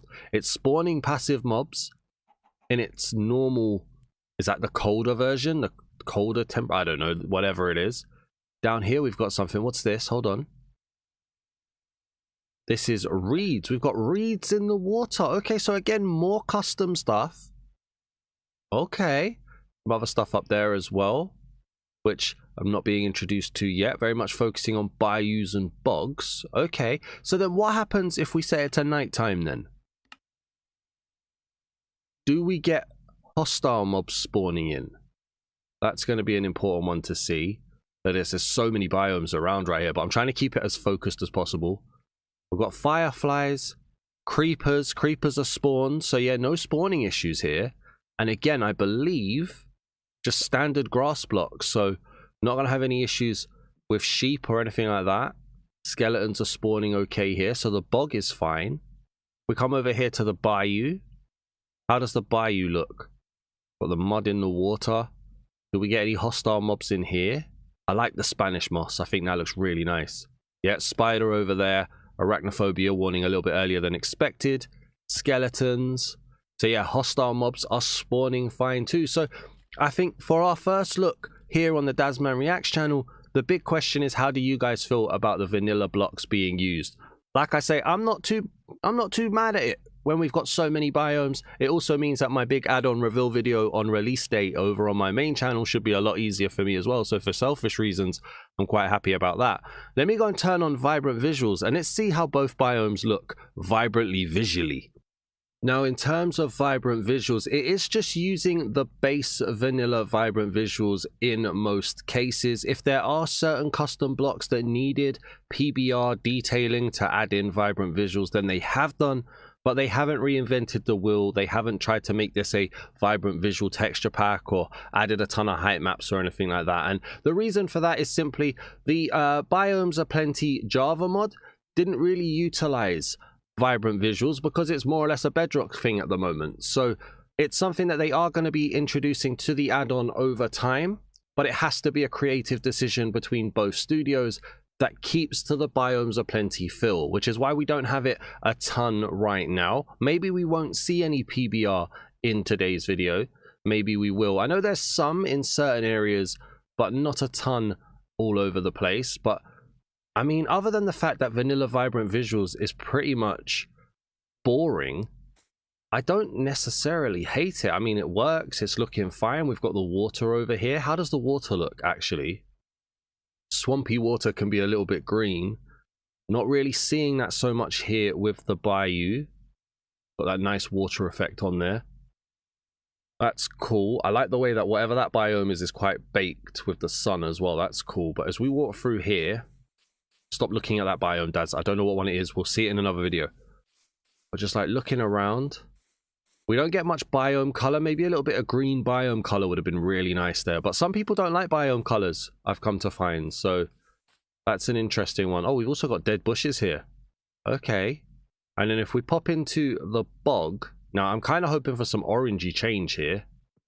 Oh, there's a little bit of green. Let's just walk in for this. So yeah, not much of a change. Obviously gets slowed down by the old sweet berry bushes. What are we looking at here? So we didn't see any in the Spanish moss. There isn't a ton of custom blocks here that would add anything different. It just keeps that vanilla feel. I don't really use vibrant visuals in vanilla that often, so I'm going to bow to you guys down in the comments. Let me know what you lot are thinking. Just have a little go around here. We've got the water caustics on the dirt, obviously using the dirt there with some yellow grass here as well. I like that too, man. Just the way that I can't get over it. The vanilla grass still keeping all of its characteristics and looking very cool. Is there a change between the two waters? I mean, that looks quite bluer there, but then with the dirt, it feels quite yellow, almost leopard print. Interesting. Come around here as well. So not a ton to really talk about there in terms of vibrant visuals. I just don't think it looks bad. We'll set it to midnight because that way it's really dark. Let the lights catch up with us. Okay, so you've got the fireflies lit up, yep, as you would do with those. That's cool. That adds a bit of vibrantly visual stuff here. I am immediately a little bit disappointed that the Spanish moss doesn't have a little bit of a glow to it. But like I said, they've made some conscious creative choices. These are really nice though. Having the fireflies around, that's a nice looking biome to me, man, honestly. Obviously, when we do the full add-on reveal on the main channel on release day, I'll try to have a fly around the world a bit more and see how it looks in terms of actually spawning biomes. This is more of a biome showcase here. I feel like a bit of green in here, lighting up these, they would be so epic, honestly.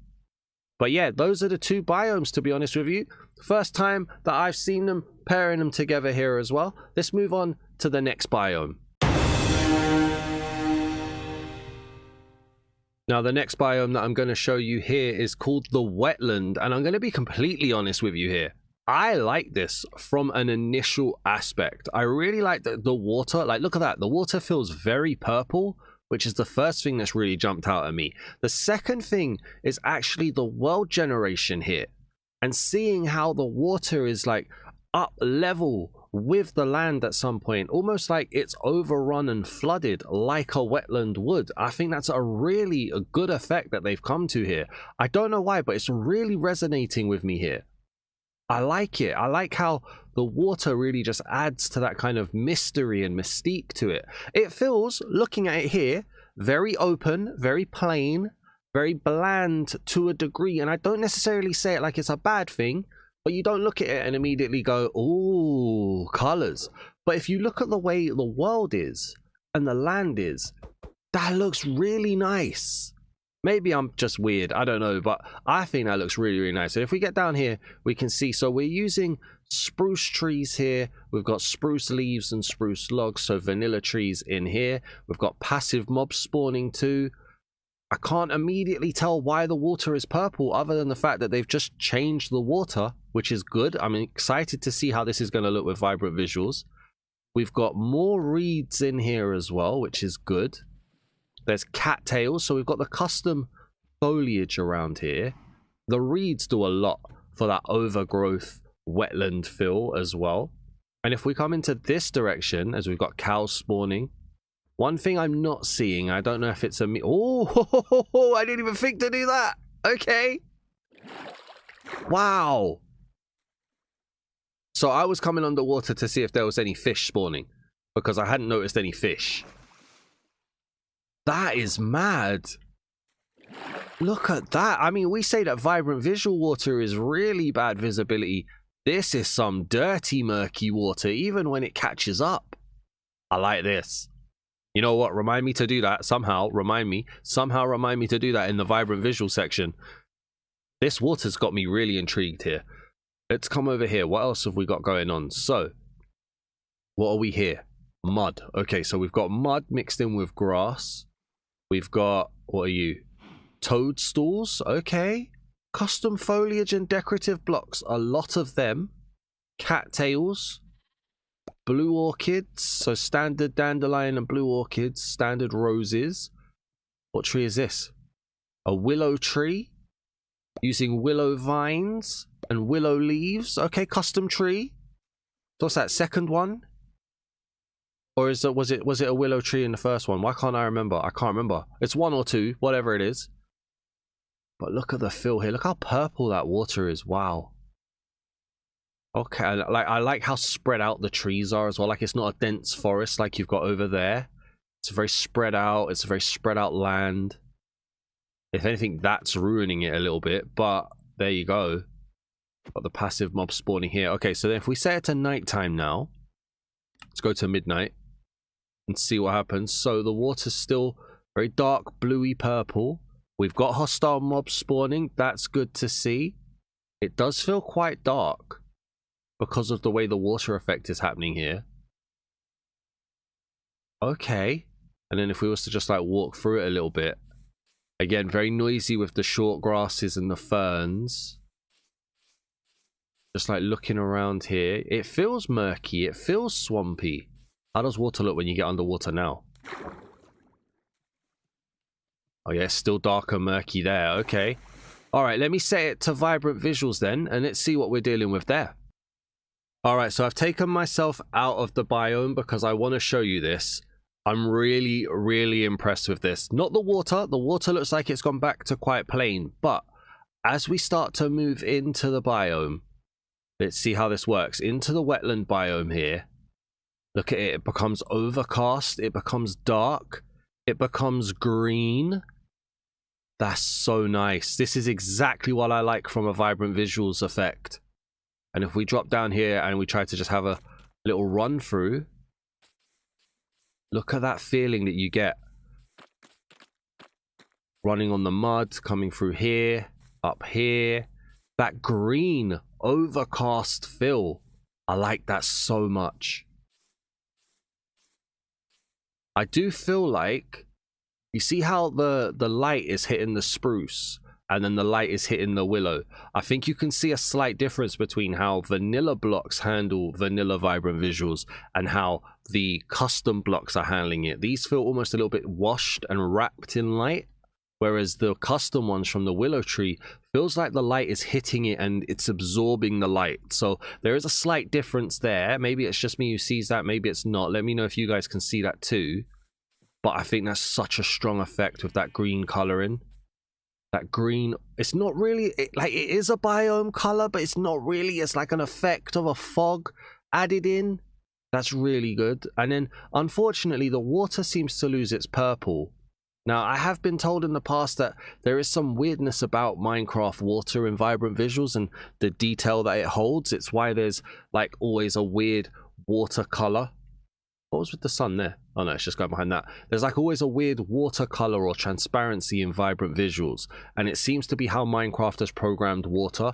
And so I feel like because of how they've programmed water, that purple's disappeared.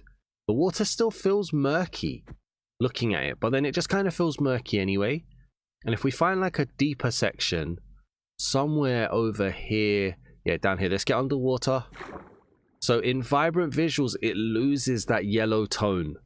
That's a shame. Now, I don't think, like I said, I don't think that's on Biomes O Plenty. I don't think there's really much Biomes O Plenty can do with that.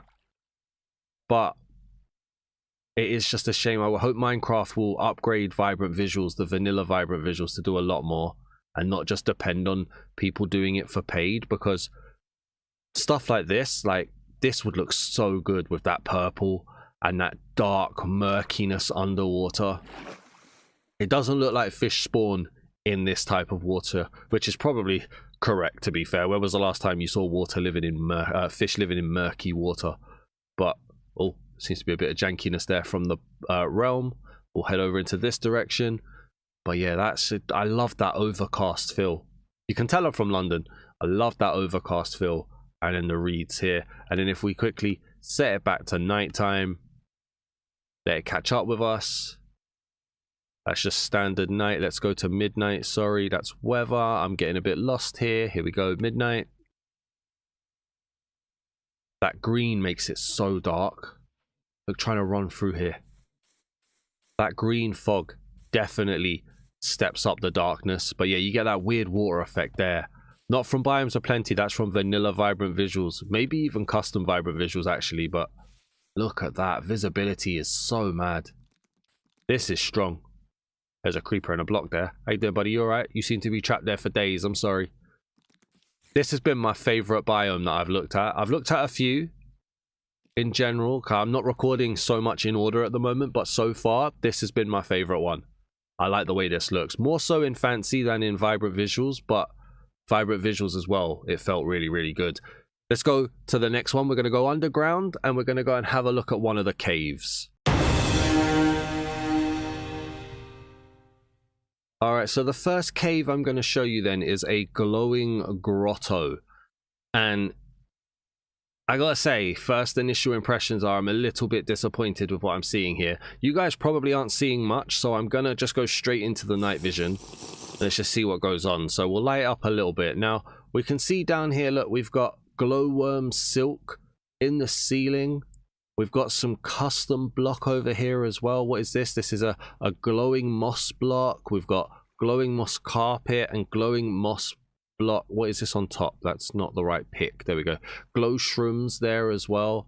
And then over here we've got a red mushroom block, which has been changed. Okay. They're using a red mushroom block to get the stem. Isn't there a mushroom block stem? Or mushroom stem block? That's weird. And then you've got a glow shroom block as well. So looking at it, if we was to just look like directly here, like this, I like this, right? As a little bit like here, right? This, I think this is a nice step in the right direction. As you start to pull out and look around, it's very minimal. Now, I believe this is probably going to do with like some visual effects thing. I'm very much along the signs of if the technology doesn't work, don't use it. And so if this is how this is intended to look and it isn't like a realm issue or an early access bug or anything like that, I would have said scrap this. Like what they've done, like even there, that looks kind of nice, but it's a whole lot of not much. That's disappointing. And you know, I'm honest. I don't want to like come across as harsh. Like it's weird that they've gone for a red mushroom block. I swear there's a mushroom stem block. There must be a reason why. I mean, yeah, put ST Daz. That's easiest, isn't it? STEM. There is a mushroom stem block. That's weird. Red mushroom block, but it's a mushroom stem. I don't know why that is, but I'm not going to get fixated on it. But yeah, like, I mean, good to see the mobs are spawning here fine as well. No issues there at all. We've got deep slate like you would do normally. We've got some mud down here as well mixing in. I don't know what I was expecting more of. More trees? More of this? More foliage maybe? Not sure. I like the blue. I like the color of it. I think that's nice. But it's just a little bit weird, like a little bit understated, a little bit underwhelming, unfortunately. One thing I will say though is the biome stretches for a really long time. Like, so it is a big biome, but it just feels empty, unfortunately. Now, I don't know if any of this has got vibrant visuals. So what we're going to do is we're going to pop into like this section here, and we're going to just quickly turn on vibrant visuals. Give me a second. So vibrant visuals is turned on now. And I've got rid of the night vision potion. So, okay. I'm seeing the PBR. I'm seeing the vibrant visual detailing coming on here. You've got the glow shroom actually glowing. That makes it look a lot better. The reflections in the water. Okay, so this cave is very much helped by vibrant visuals, I think. Look, you see the moss is glowing as well. Almost giving it that Skulk Plus kind of setting here, that's a nicer feeling to walk through. I still think a lot more foliage would be very, very good, but look at the way it's reflecting off of blocks up there. That's a good little effect in the right direction. Very nice. It's a good use of the firefly bushes as well to give it some ambience around here. Yeah, this is miles stronger in vibrant visuals. Just looking around, like the way the light hits the water makes it feel like the light's stronger. But I do think it needs a bit more. Maybe, like I say, maybe it was to do with visual effects. Maybe it was about like making it work on more devices as possible, but it needs a bit more. Like that looks so much stronger there though. Look at that. We'll let the realm spawn in some of the trees as we go through. That does look very much stronger. But the blue is very understated in fancy graphics. And so it felt a little bit weaker in fancy, but in vibrant visuals it looks a bit better, yeah. Alright, let's go and find the spider's nest. Now, before we go to the spider's nest, this will be your arachnophobia warning. This is the spider section of the video, but also I never mentioned, so the glowing grotto, it spawns in place of lush caves. That was that. The spider's nest spawns in place of dripstone caves. And again, doesn't mean it permanently replaces them. Dripstone caves, lush caves will spawn as standard around the world, but about 40% of the time it will be replaced by one of these biomes. So let's have a look at what we're dealing with.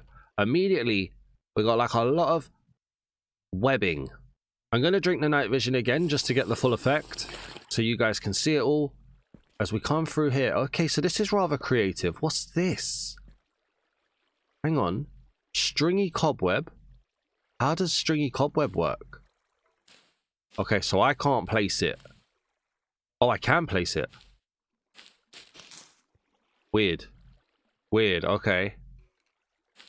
One. So it only seems to work in certain places. Interesting. Okay, maybe that's a creative thing. But anywho, what have we got on the wall here? Webbing as well. Okay. So the spider string, the spider webbing, the hanging cobwebs, these are quite strong. I would have loved it if they could have stopped other hostile mobs spawning and just made it so it was spiders into here. But again, in areas, it does feel very, very stripped back. Like, I would love this webbing all over the place. Do you know what I mean? Like, put it on all of the walls if you could do. Maybe, again, VFX, I'm not sure. There is also this here. So this is a spider egg. And now there is a warning that says that they could burst open at times. Now, I don't know how that would happen. I also kind of don't want to go into survival at this point. So maybe we won't try it. But if I stand on it, though, it spawns a cave spider. Okay, now I don't know if it does it in proximity in survival mode. But if you stand on it, it spawns. Looks like every time a cave spider. Not sure. But yeah, like, look. You get little dregs of it here. There's just something that needs to turn it up to about 11. At the moment, I'd say it's about a 6 in terms of its full effect. But I feel like it could go so much more. Maybe, like I say, it could be vibrant. It could be visual effects there, to be honest. Let me go and get a look at this with vibrant visuals. And so, unfortunately, it doesn't look like there's any vibrant visual effects coming on down here. Obviously, the webbing goes blue as you look through the vibrant visuals water. But there's no real elements to it here. I wonder, can I pull in a spider egg? I can. If I place this down, does this have any of it? Doesn't look like it. I mean, there's a slight glow on that. What happens if I take the milk again and drink the milk? No, I mean, it's generating light. Yeah, it generates light. Is that a cave spider again? Come on, pick it, stringy cobweb, cave spider. Yeah, so it does seem to just always do a cave spider, but yeah, no vibrant visual effects here, I'm afraid. So I have to say, in terms of the caves, I'm a little bit disappointed. I would want to see a little bit more, but there is a lot in this add-on, so maybe it was just a case of they cut a few things or they stripped this back in terms of performance. I don't know. I'm not 100% sure.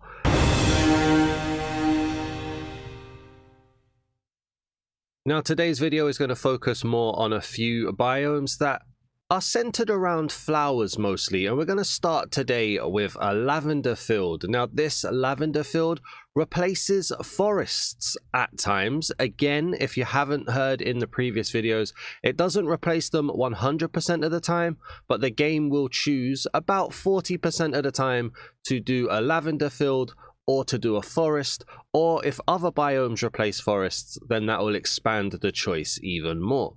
So there will still be forests available in the world, but sometimes they will be these lavender fields, and these lavender fields are quite cool. I really like the color on these. They're very vibrant. I like the purple. I like, well, the lavender, I guess, which is really cool. And they also have these trees here, which are the jacaranda trees, which again really fits the theme, that purple theme with the lighter purple, almost violet and lavender, and a little bit of blue in there as well. With these leaves make them really, really pretty. And they also have their own custom log with the jacaranda logs as well. And you can see here when they're spawning in, some of these logs are laid flat and also have some sprouts sprouting off them, which is quite cool. There is also the occasional, I guess, oak log that spawns within.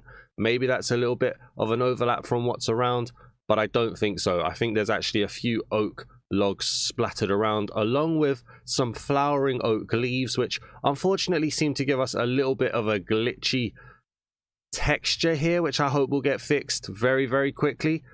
But other than that, it's really nice in terms of the purples. Looking at the flowers down here, we've got these ones here which are just lavender, and these ones here as well which are just lavender, but this feels like there is some form of variation to them, with a darker blue and a lighter purple in here.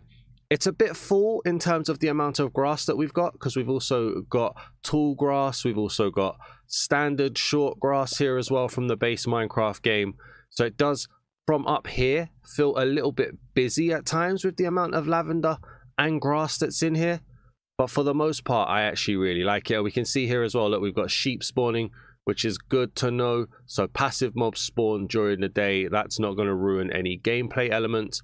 We've got more trees falling down here as well. Ignore the floating island over there. That is me preparing for the big add-on reveal on release day. So if you're not aware, I will have my normal add-on reveal style video, deep diving, looking at blocks, testing things on release day.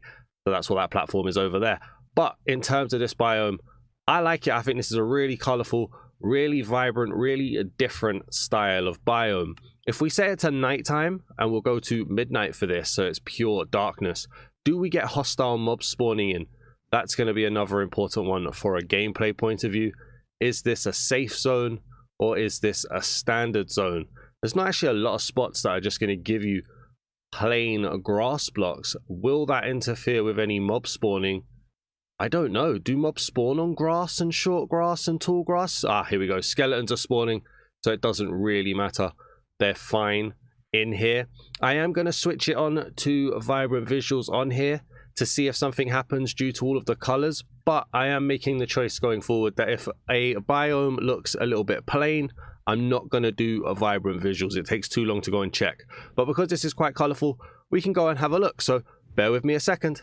And so unfortunately, there doesn't seem to be any vibrant visual elements added into the lavenders. I didn't really expect there to be. Now, for anybody who hasn't seen my previous videos, Biomes O Plenty, the standard Java mod, doesn't particularly use any vibrant visual detailing because it's mostly a bedrock thing, to be honest with you. So in keeping with that Biomes O Plenty accuracy, I guess, they've decided not to implement a lot of vibrant visuals. There is some here and there scattered around, but not a lot at all, and that could be something that's added in future.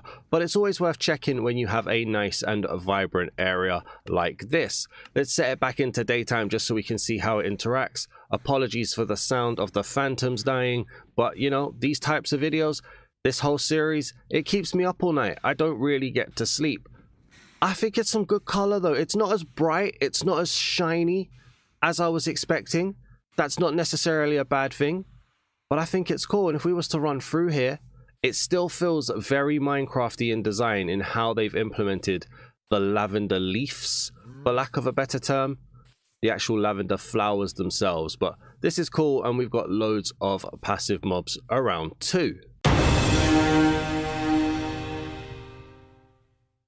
Now, the next biome that I'm going to show you is called the Overgrown Greens. Now, this replaces birch forests about 40% of the time, and we get some really crazy Minecraft generation here when it comes to the biomes, because this, what would have been a birch forest, runs next to a pale garden, and so we've got a very colorful, very bright biome with the plants or trees, which I'll get into momentarily, next to a pale garden, next to a mystic grove. And this is an example, for instance, of some of the more out there biome generation that you get. Now remember, I am on a realm, so my render distance is a lot shorter than what most of yours will be, so that's why we're getting some weird visual effects here. That's not the add-on, that's me being on a realm. But yeah, I think it's quite cool, man. I really like this. I really like these as well. These are like really tall plants. So they're made of flower stems and in different colored flower petal blocks. So as you can see there, we've got black, we've got green, we've got lime, we've got red, brown, orange, tons of different colors, all here to create these massive petals, these massive flowers, which gives me vibes of a game like Overgrown. So as long as there isn't a massive spider hidden in here, I'll be very happy. But speaking of mobs, we've got sheep spawning down here, so passive mobs are looking fine. This biome is also made up of high grass, which seems to be placed quite high indeed, to be fair, so that's cool. We've got some pigs spawning in here. We've got a ravine running through as well, and if we was to run through here just to see, look, it's very tall.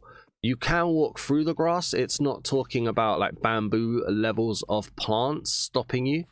But we do also have huge clover petals here as well.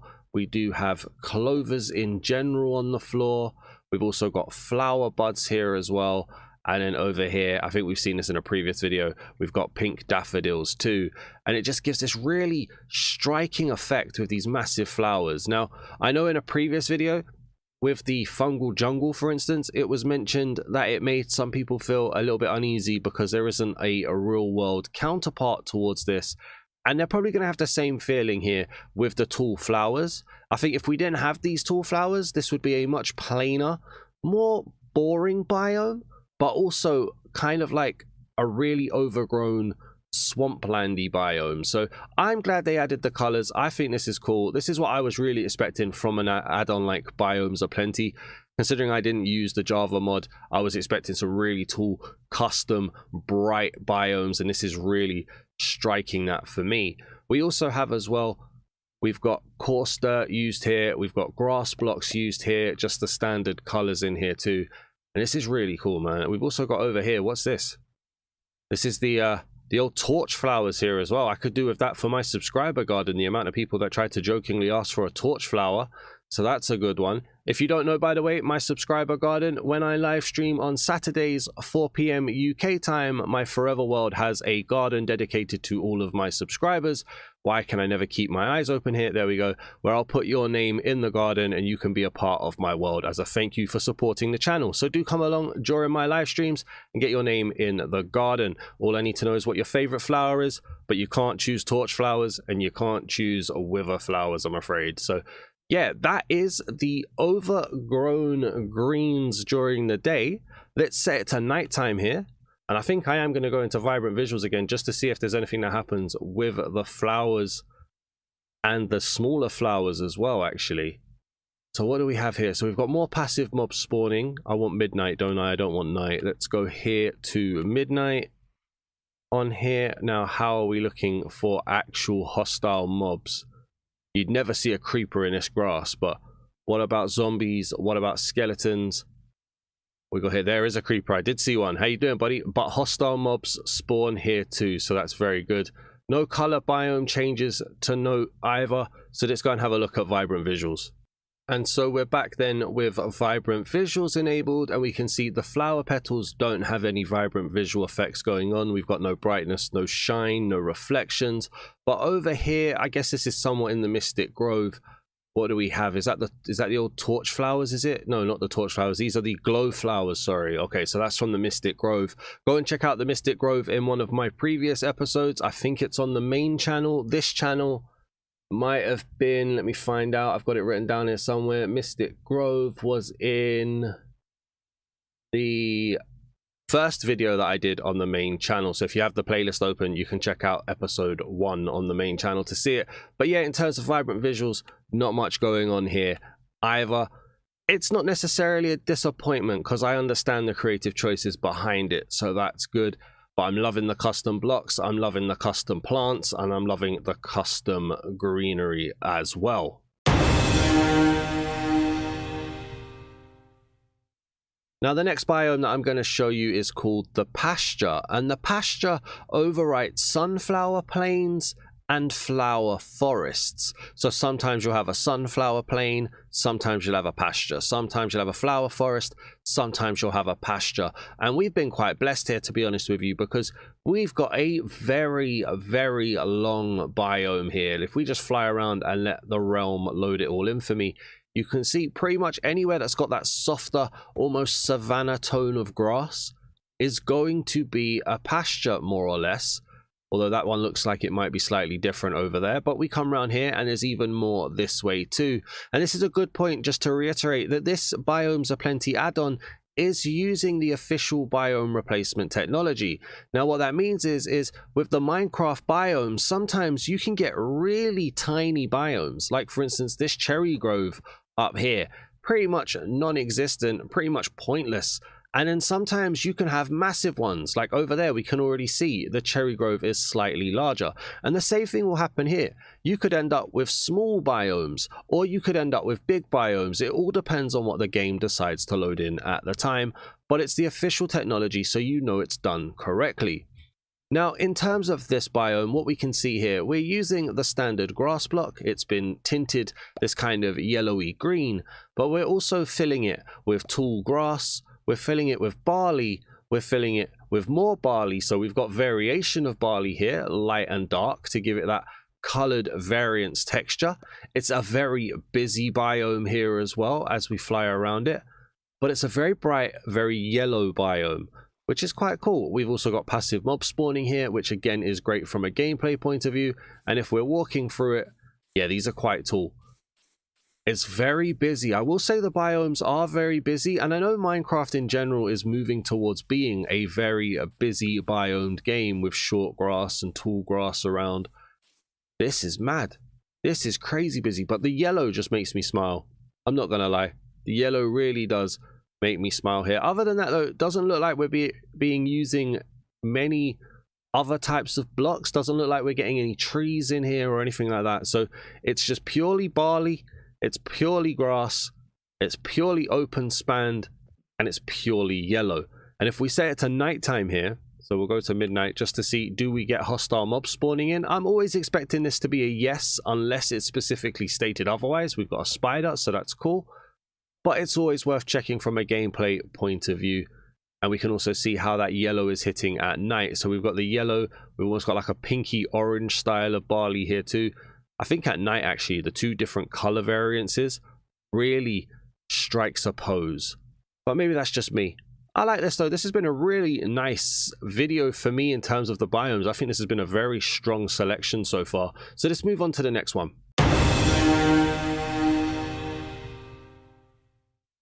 And now the penultimate biome that I'm going to be showing you in today's video is called the Mediterranean Forest, and this will overwrite a savanna some of the time.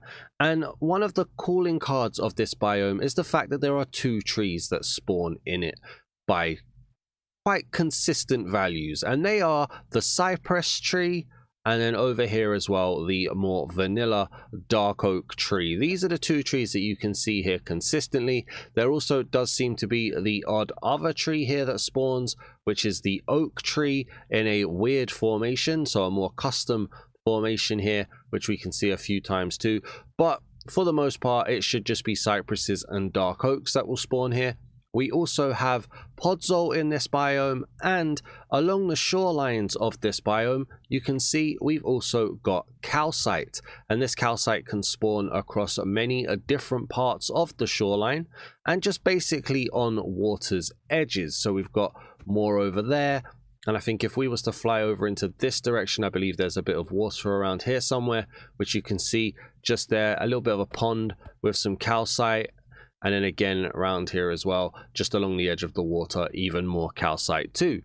Also mixed in here are some more of the vanilla plants. So we've got peonies, we've got dandelions, we've got the poppies, and also the oxeye daisies here as well. And this kind of creates like an open plan, flowery, but also quite interesting design in terms of the dark oak, in terms of the cypress kind of feeling like spruce trees, but a little bit more deliberate in that sense.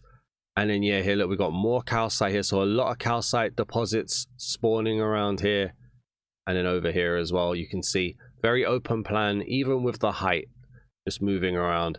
It's quite a simple biome, but I think it looks quite nice.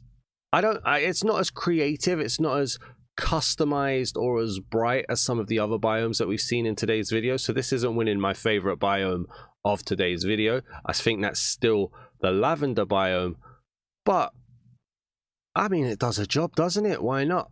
I would say I'm not seeing any passive mobs actually spawning here yet though, which is a little bit disappointing. Are they going to? Let's just see what happens. They should do. It's just standard grass, right? So I can't see any reason why they wouldn't be spawning here. I'm not in spectator, but there they are. So yeah, and this is considered a hot biome as well, because we've got the hot variation of pigs. Okay, that's good to know. So I think we just got to, yeah, look, they're spawning more now. So we just got some weird clankiness from Minecraft here in terms of the spawning, but they are spawning absolutely fine. And then if we set it to the old midnight here, and we just have a look, do we still also get hostile mobs spawning in here? Yes, we do. Look, we've got some zombie villagers down there too. Very simple. But yeah, it's nice. It's like an evolution of a flower field with all of the flowers, the trees, the open spaces. And I think the podzol is a nice touch of breaking up the different colors as well.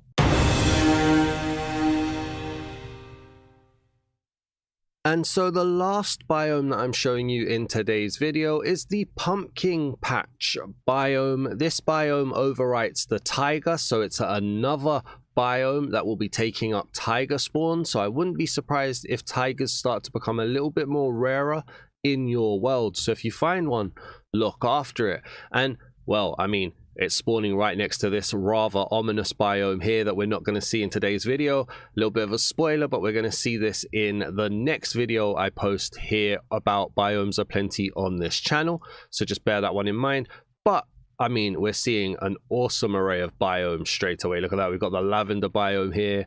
We've got this one, this purple biome, which looks like it's bringing in purple water. Can't wait to explore that. And then we've got this autumnal feeling biome here, the pumpkin patch biome.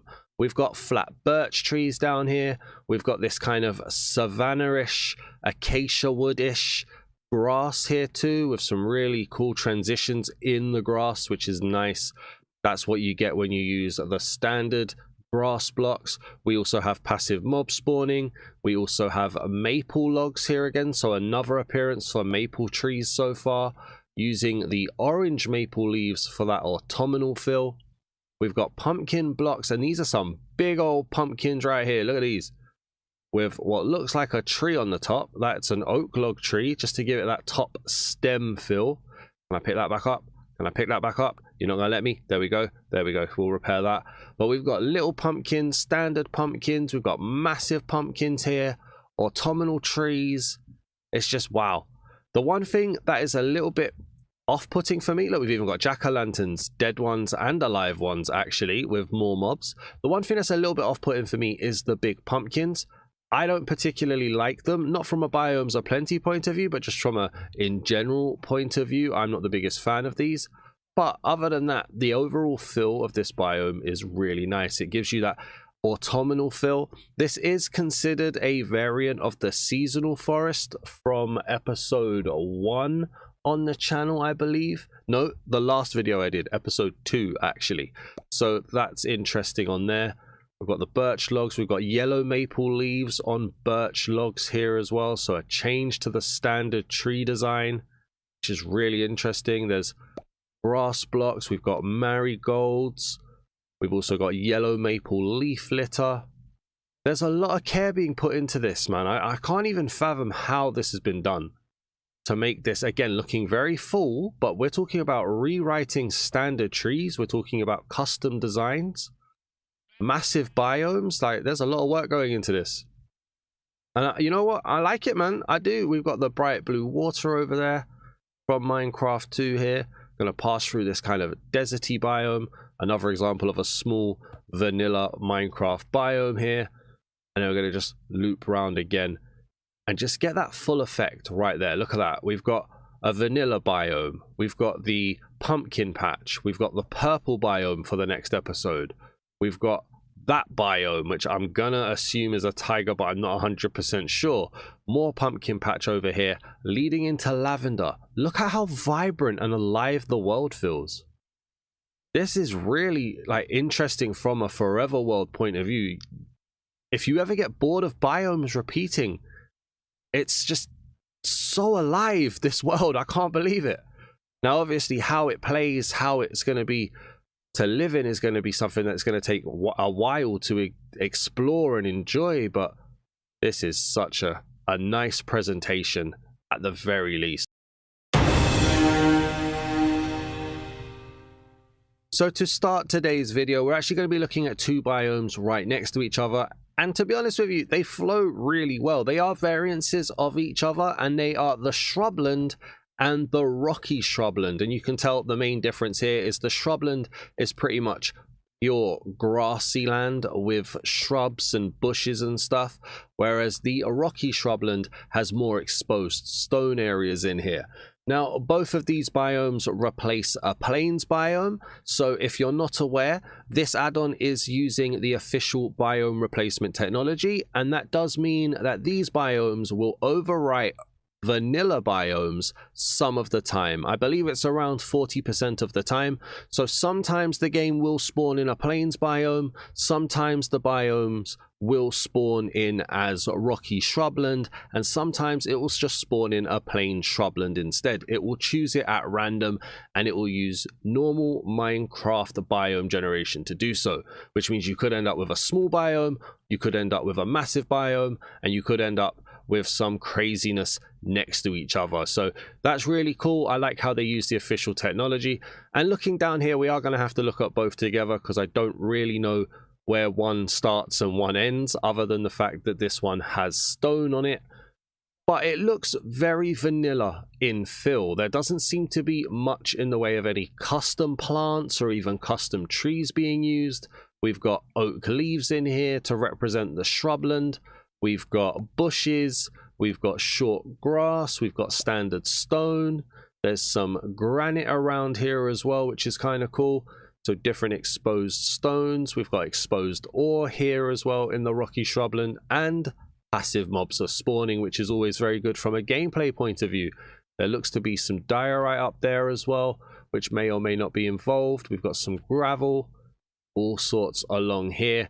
On the water edge here as well, there seems to be these reeds. Yes, they are. There seems to be some reeds around here with more passive mobs here too. Little lava lake. And then I'm guessing we're coming more into a standard Shrubland here, which is still using oak leaves, still using a lot of short grasses, and putting a bit more plantation in here with the lilacs. I don't know why I said it like that. I think I was trying to say a different word and then managed to catch myself. But yeah, different foliage. We've got loads of pinks, loads of purples as we go around here. It's quite standard. It's quite cool. I mean, it makes it feel a lot busier than what a normal plains biome would. It's not custom enough for me to be like, oh wow, that's amazing. So it's just kind of doing the job. And again, with 52 different biomes being added to the world, some of them aren't going to have an overly wow factor. Some of them are just going to be functional and do the job, and some of them are going to be wow. And I think this is more of a functional, does the job style biome, which seems to go on for quite a while, in fact, actually. And if we was to set it to nighttime here and see what happens, so this is how it would look at night with the sun going down, but what we actually want is midnight. Thank you very much. And we can see hostile mobs are spawning here fine. Another benefit of just using that vanilla grass block means that mob spawning should happen absolutely fine. And then you've got the purples and the pinks, which slightly break up the green, slightly pop a little bit in the darkness here too. Yeah, it's simple, it's fine, it's not exactly thrilling, but it's all right.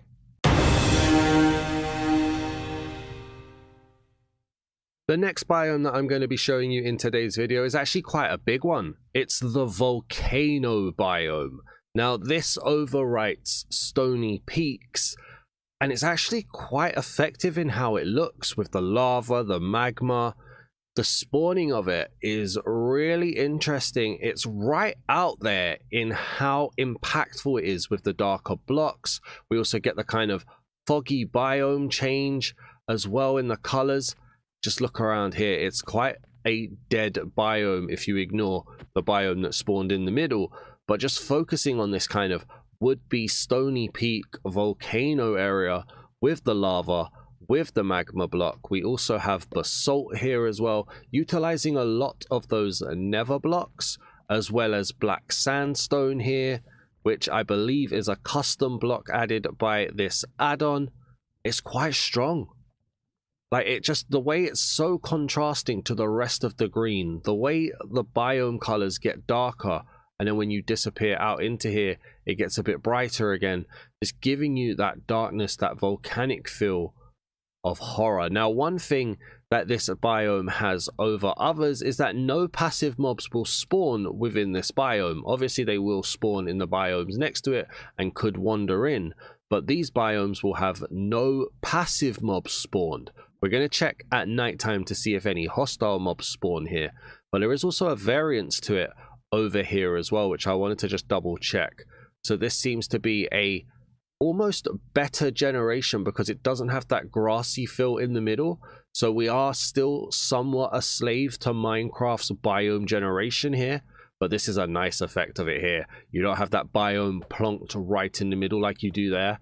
That one is almost a volcano that nature is trying to bring back. You could easily cut out all of the middle bit, cover that in lava, or just come over to this one here and see a much stronger volcano. Not your traditional volcano, doesn't build to a peak and a big open area, but this is definitely volcanic land here. And like I say, no passive mobs around. So if we set it to nighttime here, like so, now what I want to know is, will hostile mobs spawn here?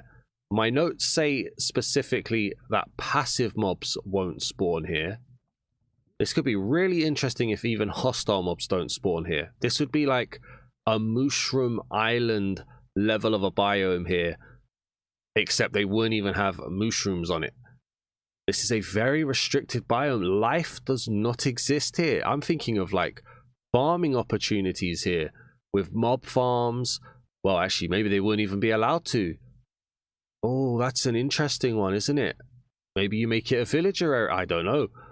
Don't put villagers inside a volcano. That's all I can think. But yeah, doesn't look like any types of mob spawn here. Not just passive, even hostile. Interesting. I think this is a really good effect though.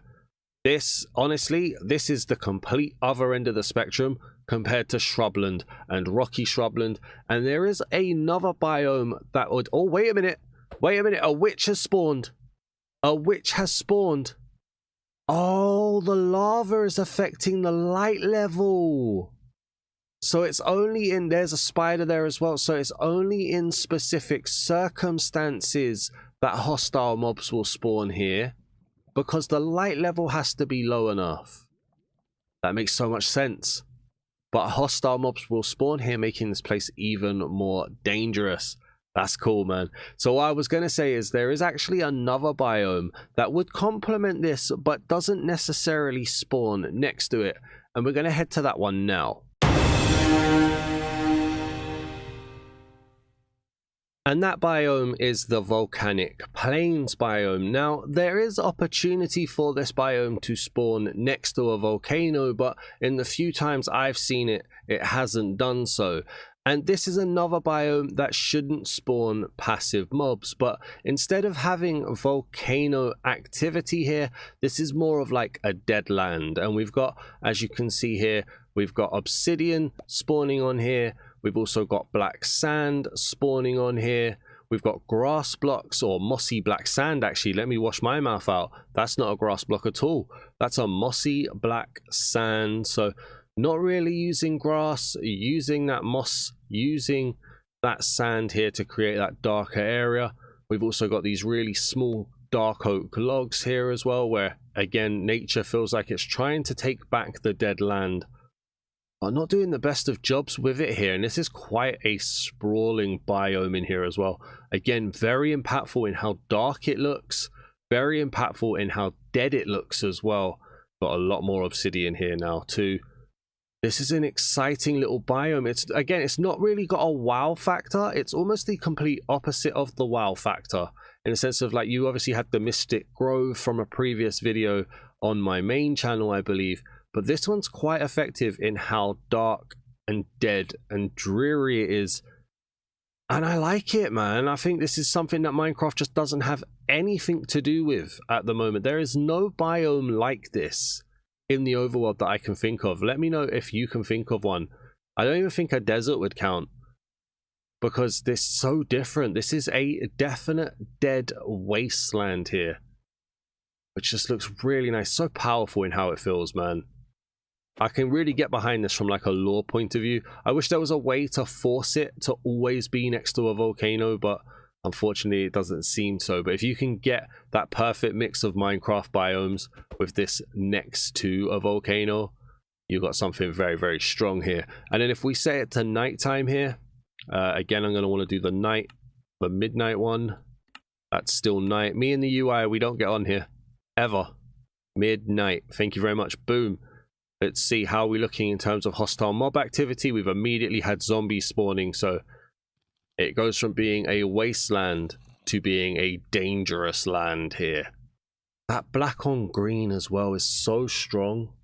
And it is genuinely that dark as well. I haven't done anything in post. It genuinely is that dark as an effect on here to really give you the feel of this.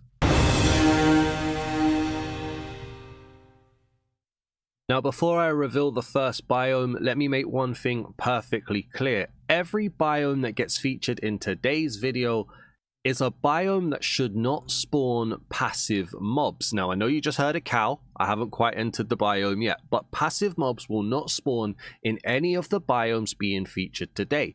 We will check to see if hostile mobs will spawn, whether during the day or at night, but every one of these biomes is either dead or eerie, and so passive mobs won't work. Now, this is the dead forest, and there are two versions of this. There's the standard dead forest, and then you've also got the old growth dead forest.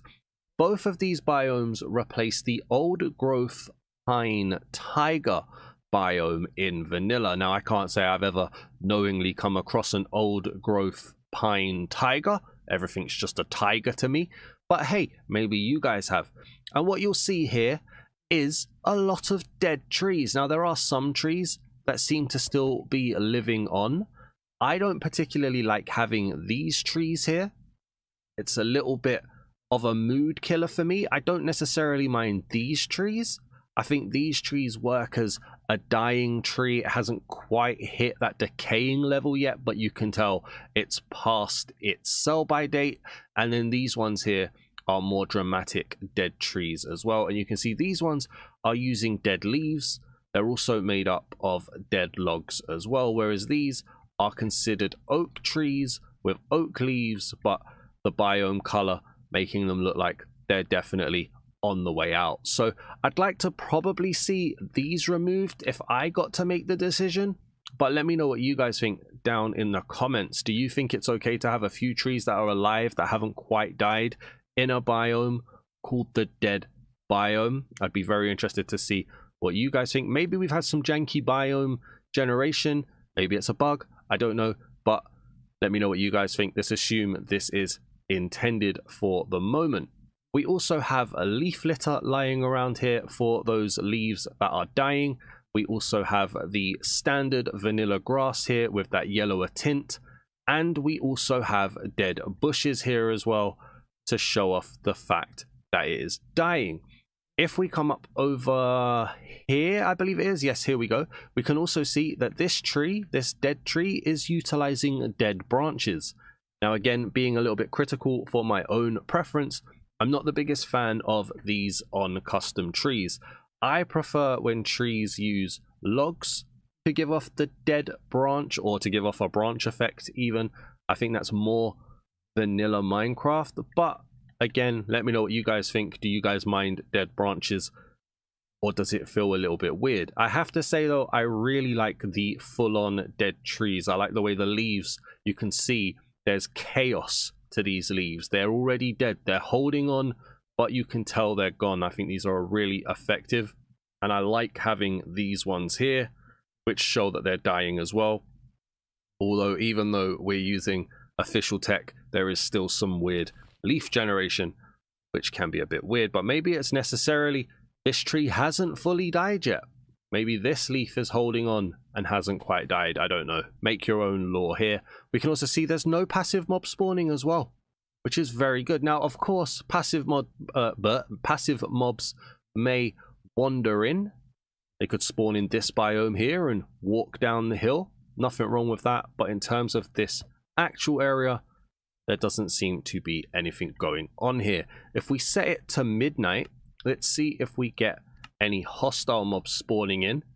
As we can also see the ominous woods in the distance. We will finally be visiting that in today's video as well, as hostile mobs take the opportunity to spawn like crazy. So yeah, this is definitely the land of the dead, the land of the undead, and not necessarily a welcoming place for players. Let's go and see what the old growth dead forest looks like as well. There are slight differences, so I'll show you those. And so this is what an old growth dead forest looks like, as we can see passive mobs spawning on the outskirts of another biome here. They will wander in, but again, they shouldn't spawn here.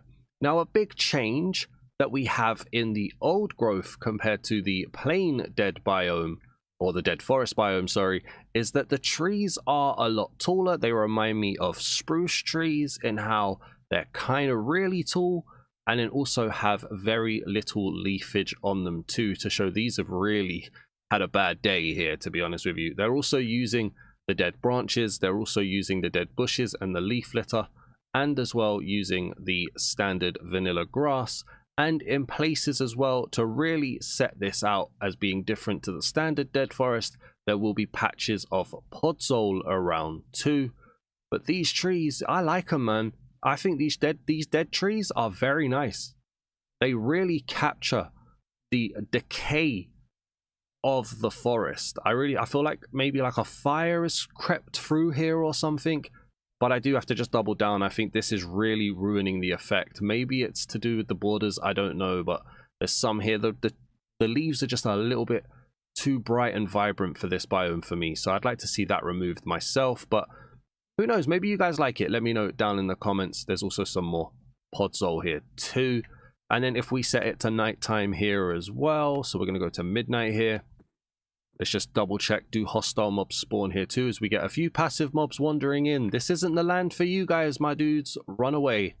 Yes, we've got hostile mobs here as well. So the dead forest, it's quite strong. I think it could be a little bit stronger, but it is quite strong. Let's go to the next biome.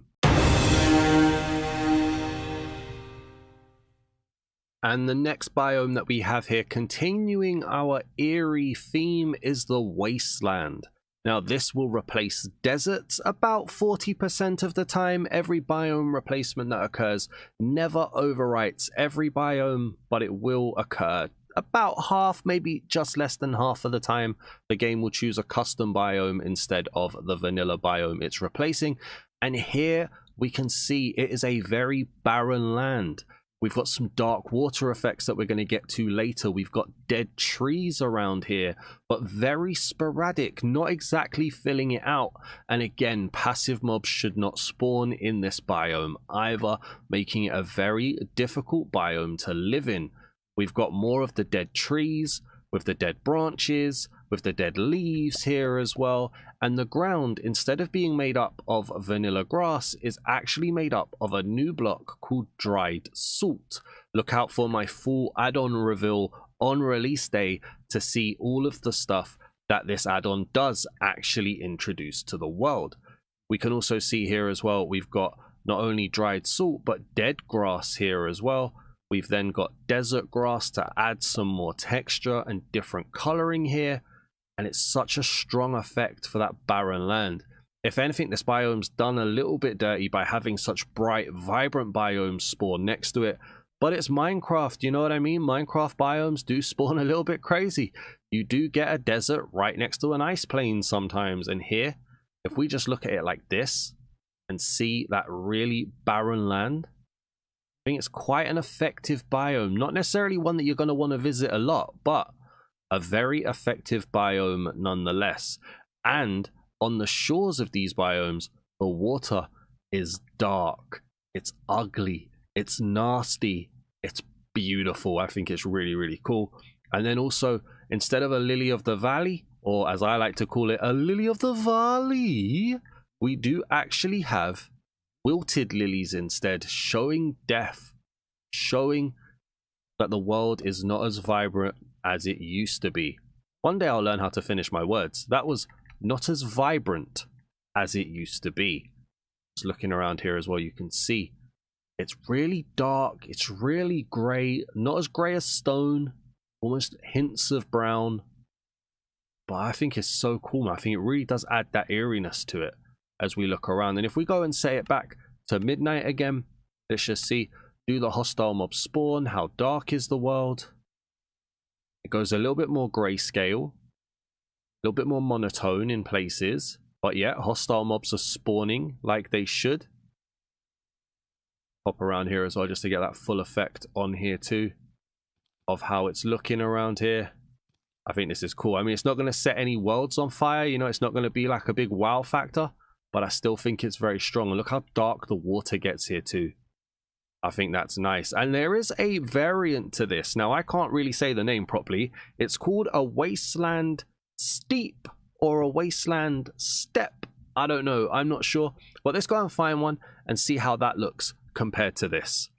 Now, I've been able to find a small version of this biome, I believe. This is the Wasteland Steep or Wasteland Step.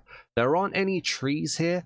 We do go back to now using grass blocks in here, and this is considered a grassier version of the wasteland that will spawn at a higher altitude. Now, there doesn't seem to be any trees here, which is a little bit different. There's also a lot more grass being added into here. It's a lot more of a plainer biome. I think between the two, I prefer the wasteland to here. But again, no passive mobs will spawn in this biome. And it seems to be a lot more jigsawed in, I guess is probably the best way to put it, with a load of other biomes here. So this might not be a good representation of this, but you can get an effect on the colors here as well. Now, this will overwrite eroded badlands about 40% of the time. And so hopefully you guys get a nice little feel of this. You're looking at all of the places with no trees, really. It's a lot barer. I prefer the wasteland myself to this, but maybe we've just got a smaller biome here. If we set it to midnight here as well, we can just do a test that hostile mobs will spawn in. It does feel a bit drearier at night, a little bit less vibrant at life, as we have hostile mobs spawning in here too. So not one of my favorite biomes, this one here, but the wasteland on its own definitely did feel stronger.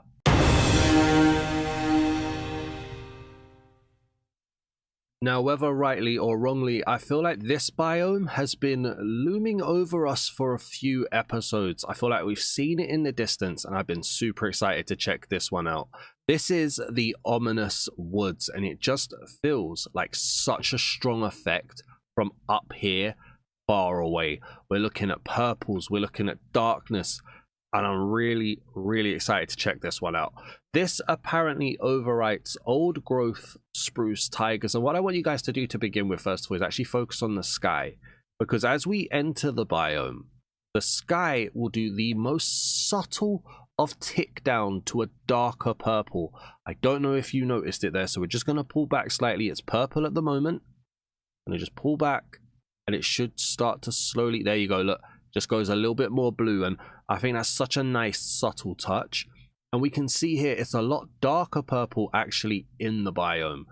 Purple is definitely taking over here. Dark blue, purple, really, really nice. You can see here we're using Umbrian leaves. We've got Umbrian logs. We've got standard grass, which is a heavy dark blue with hints of purple in here too.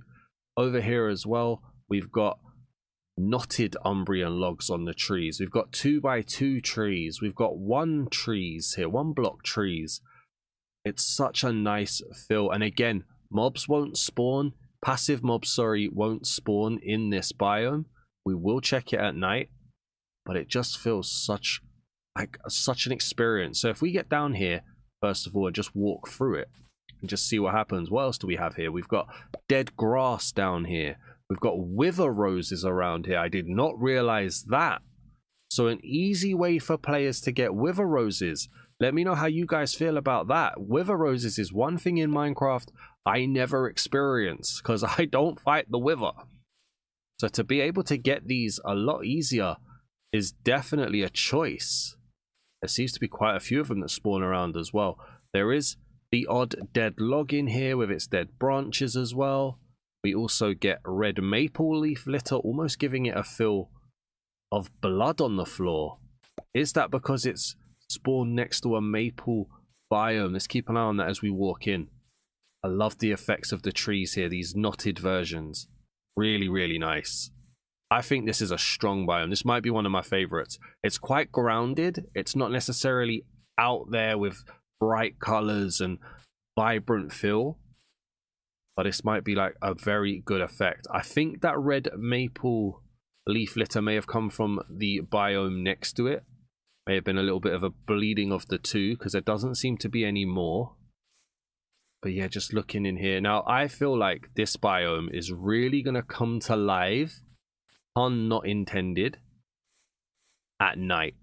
Because at the moment, it's looking good. But imagine if it had that darkness.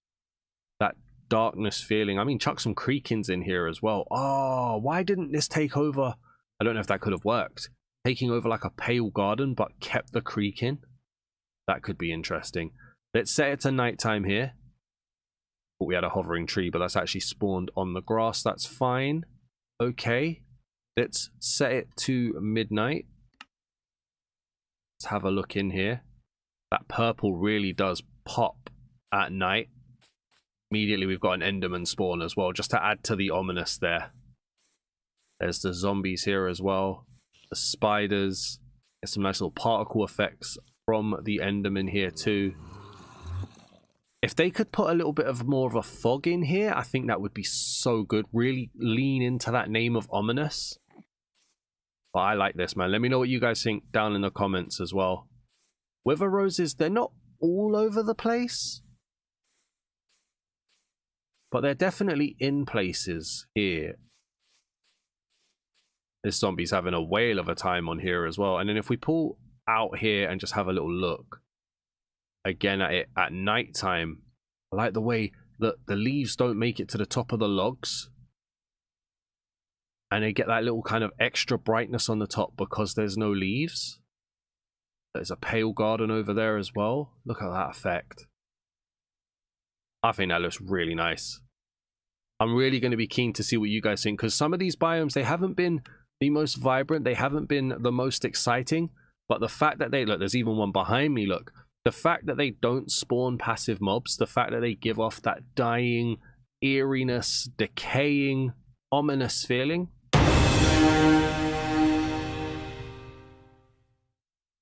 Now, to start with in today's video, I found a little example of a field. Now, a field will overwrite a tiger. Now, just to give you a little bit more of that information, so it's using the new biome technology, which means it will replace a current vanilla biome.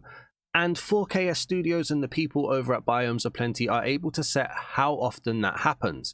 So when a biome is replaced, it's about 40% of the time, less than half of the time, the game will give you a new custom biome, and about 60% or just over half it will give you the vanilla biome, so you've got some variety.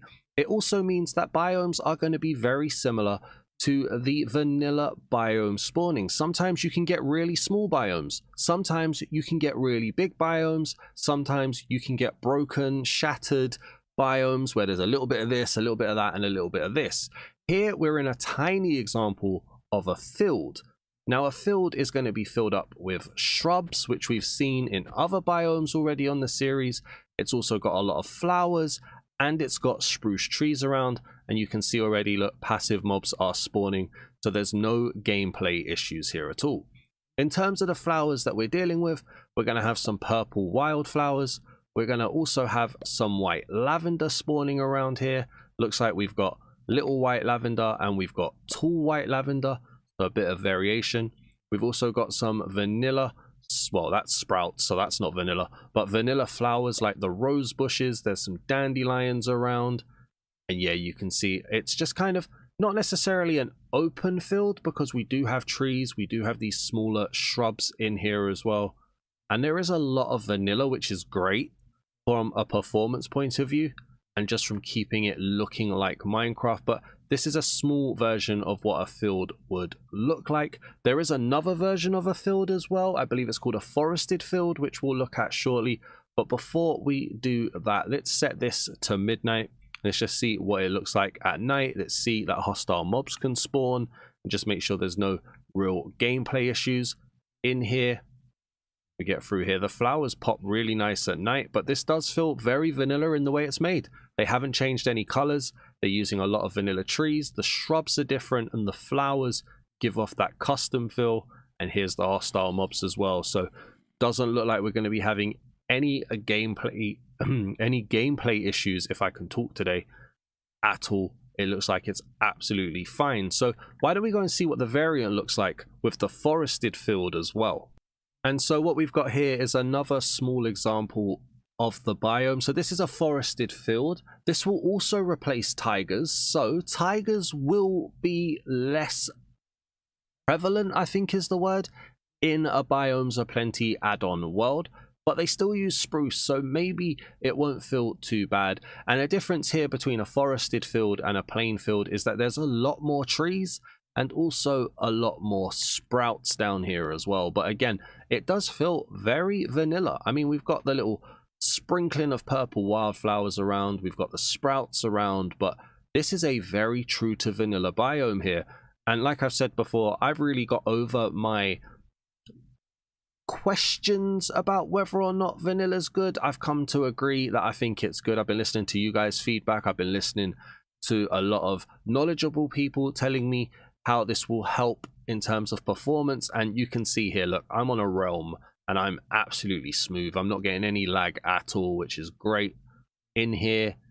And anything that gets the spruce tree, a spruce tree is a very good tree, to be fair, so that is cool. We've also got just Minecraft biome generation here, where things are bleeding in and out of each other just to help that kind of transition across. But yeah, for a forested field, it's muted, but very good for Minecraft. I think it's very good to keep it close to the game that we're playing. And then if we set it to midnight here as well, just walking through, you can see, look, the shrubs with a lot of greenery going on here. We've got the sprouts on here too. You've got a sprinkle of color with the vanilla flowers, with the custom flowers, and then you've got the tiger trees, which are always a nice shape.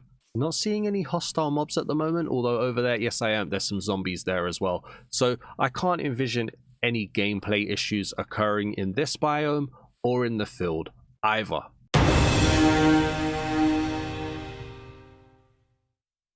Now again, unfortunately, we're not getting good luck here with some of the biomes that we're spawning in. So this is considered a highland.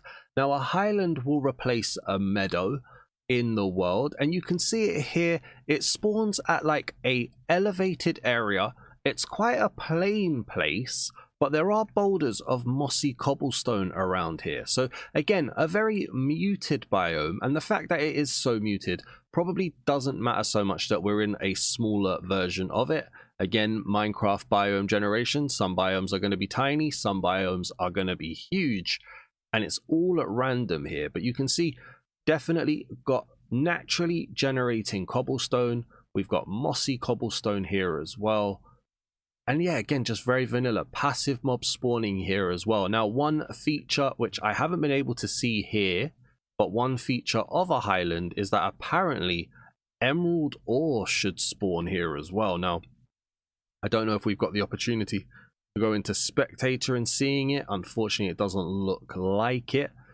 But it is said that in the right version of a highland, emerald ore can be found. So always a nice opportunity to get more emeralds. Doesn't look like I'm going to be able to show you an example of that, unfortunately. But that is a feature of this biome here as well. Shame I can't show you, unfortunately, but we've got the passive mob spawning again, so no gameplay issues there. Going to set it back into midnight, and again, not really showing much of a change. A very vanilla biome here again. And I feel like that's what we're dealing with in today's video, are very vanilla-esque biomes, but hostile mobs are spawning, so no gameplay problems there. And again, there is another variation of this, which is called a moor. So let's go and have a look at that as well.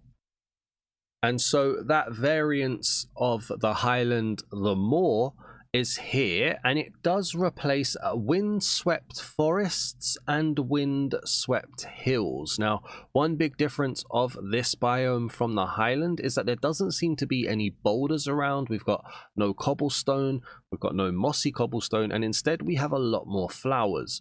Now, my note says that the moor is a wetter variant of the highland. I'm not really sure why it's considered wetter. I don't really see anything here that's giving me any watery vibes at all. Not sure why it is like that, so hopefully we can get some feedback down in the comments. But we have got a lot of custom flowers in here. So we've got violets, we've got allium from the vanilla game, but a lot of violets.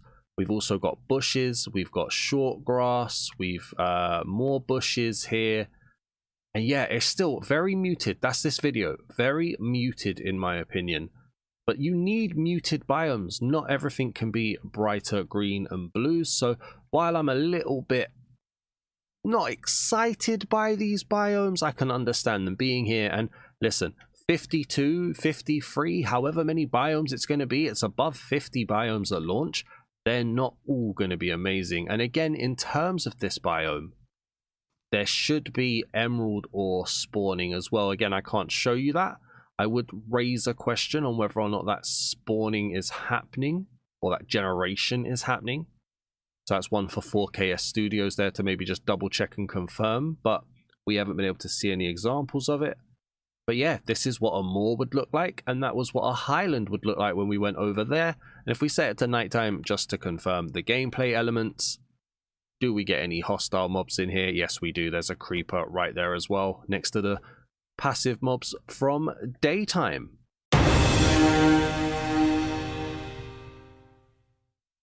Now, unfortunately, we are still at the whim of Minecraft biome generation here, but this is a tundra, and we've got a little bit of an example here. There's a little bit of another example there, and we can see how that broken Minecraft, or shattered Minecraft generation. It's not necessarily broken because it's working as intended from Minecraft, the base game, but we can see that there is still that weird biome generation that occurs. This time though, it's more by design. And so with a tundra, the tundra will overwrite a snowy plains. That means that you're more likely to see it surrounded by icy and snowy biomes as well, and also see it generating with this darker grass. Again, it's just your standard vanilla grass turned brown, which is great. We've got bits of snow around here as well. We've also got mossy cobblestone again. We've got cobblestone considered as rocks. Always nice to get some naturally generating mossy cobblestone and cobblestone around. And then as well, we've got what looks to be these smaller maple trees as well. We do have passive mobs spawning in here too. And we have got hints of orange with tundra shrubs. We've got hints of yellow with variants tundra shrubs as well. It's a nice little biome. Again, nothing too exciting, nothing too special, nothing too amazing. And again, we've been kind of messed up by Minecraft giving us just a small biome to look at. these don't spawn often, what with them being snowy plains, so just bear in mind if you do find one, count yourself lucky. And if we head over to this side, we can see what a secondary version is down below. It's not at all a variance of it, it is just considered the same thing. Things will be popping in because I'm in a realm, not because of Biomes O Plenty, but just because I'm in a realm, and that's how, unfortunately, realms work with the generation. But yeah, we're seeing smaller trees again, passive mobs, rocks. I like the rocks. I think the rocks are a nice effect. I wish Minecraft would add a few extra rocks in some of their biomes. I like the brown. I think the brown is nice. It just makes it look a little bit less vanilla-y. I think that's a strong thing to do. Using normal vanilla green grass can be a little bit boring, a little bit underwhelming. So this browner grass is quite nice in my opinion. And then if we set it to midnight as well, just to double check, will we get hostile mobs spawning in here? In fact, that brown feels really nice. It becomes quite autumnal at night, actually. Yeah, we've got spiders spawning over there as well. So that is good to know in terms of gameplay wise. Do we have any others just to confirm? Any zombies, any creepers spawning in? Not looking like it at the moment. I've got phantoms above my head. There's a zombie. Happy to be in the video. Welcome, my friend. Let's set it back to daytime then. So remember guys, let me know what biome was your favorite in today's video. They was a lot more muted, a lot more reserved in today's video, but they're not all going to be super amazing, colorful, brilliant. You do have to have some more of those plainer, normal biomes to help the other ones glow, I feel. So I'm not necessarily disappointed, just not necessarily wowed, I guess. And now the first biome that I'm going to be showing you in today's video is the Maple Woods biome. Now this biome is another one of the biomes that replaces a taiga biome, which I think actually now equals 5 biomes that could potentially replace a taiga biome. And it's full of these custom red maple trees. So it's using maple logs, it's using red maple leaves, and it's full up with flowers. We've got grass, ferns, short grass. We've also got red maple leaf litter along with the odd scattering of normal leaf litter as well. And we've got passive mob spawning here too, as well as a few of these which are violets decorated around as well to give it that extra bit of color. It gives it that deep red feel. It's not quite autumnal, but it is very colorful and I like it. I like the colors. I like the red leaves. I think that's a really nice effect. Again, look, I mean, we see so many colors. Look at all of that from what we've seen here in the past. Different color leaves all over the place, just giving us a ton of different variations in the world. And then as well, also, there is a fair smattering of spruce trees here too, almost paying homage to that taiga that it has replaced. And it's a subtle, it's kind of, what's the word I'm looking for here? It's not really in your face. It's not trying to be loud or garish. It's just doing the job it's doing, adding color, making it feel maybe a little bit seasonal. And it's quite nice. And it's got that passive mob spawning too. We can also see as well, the grass has a slight different color change. You've got a darker green there and almost a lighter, softer, nearly snowy style of grass down here too. And then if we was to set it to midnight and just see how it looks at night as well, and get down here, we'll see if there's any hostile mobs spawning in. There's nothing really jumping out as being too wowsy, if that makes sense, but we do have hostile mobs spawning, which is very, very nice. And you get a nice, it's not a pop, but it's kind of like a shading on the leaves, which feels really, really nice in my opinion. I think this is quite good. This is one of my favorite subtle biomes. I definitely prefer the biomes like the lavender fields, for instance, or the ominous woods, but I think this is a nice vanilla-esque, simple, calm biome. And there is a variant to it as well, which I'm going to take you to, which is the snowy maple woods. So just bear with me 1 second. And that variation is the snowy maple woods here. And this takes over the snowy taiga, which makes it, I think, the third biome that will replace snowy tigers too. So the tiger's getting quite a lot of, is it love, is it care, is it replacement, I'm not sure, but they're getting a lot of attention nonetheless. And here in a snowy maple woods, there's less trees spread out, so you get quite a bit more of this kind of open space, but it still touches upon the same levels of detail. So you've got the red trees here, you've got the red leaf litter down here too, there's a lot of snow around, we've got passive mob spawning, and remember as well, we are at the whim of Minecraft's biome generation, with it using the new biome replacement technology. As we see in a vanilla world, biomes can just appear in small, tiny little areas, massive areas, shattered areas, and that still applies here because it's replacing the exact vanilla biome here. So in this case, we've got a smaller one, and that's vanilla. That's how that would work. We've got the passive mob spawning down here too. I have to say, I'm not really a big fan of snow in Minecraft, especially not snow layers. So I think I prefer the maple wood to the snowy one. But if we again set it to midnight and we just have another look in terms of gameplay wise, we already know we get passive mobs. Do we get hostile mobs spawning around here too? Be an interesting one to check. Yeah, look, there's a spider over there. We've got skeletons. So hostile mobs is not going to be a problem either. So yeah, a nice colorful touch to begin with. Let's have a look at the next biome. And the second biome that I'm showing you in today's video is the rainforest. Now this spawns in place of a jungle, about 40%, around about half, just over half, just under half, however you want to look at it, of the time it will spawn in a rainforest instead of a jungle. And these rainforests, I mean, the one that we've got here is vast. This goes on for quite a while, even with the weird realm spawning in that we've got. There is a big rainforest here stuck in the middle of a jungle biome. And now what makes this really cool? Well, first of all, again, we're using vanilla grass, and it's got that slight color change. It almost has like a transition. You can see it's a bit darker, a bit duller here, and then it comes into this more brighter, vibrant green grass here. And also we've got a lot of foliage. We've got large ferns, we've got bushes, we've got normal ferns all spread around. It's a very noisy environment here. We've got smaller jungle trees, and you would have noticed a custom tree here with the mahogany tree as well, a kind of a purple tree in here, which also has a bit of an acacia growth to it in style, which is really cool. And I mean, look at how we're just walking through here. Look at how overgrown this area is. It's massive in terms of space, in terms of running through. We've also got these here as well, which are the pitcher plants, and there are a lot of these around too. There's flowering azaleas apparently spawning in here as well. It is a very busy biome, and we can see passive mobs are spawning here as well.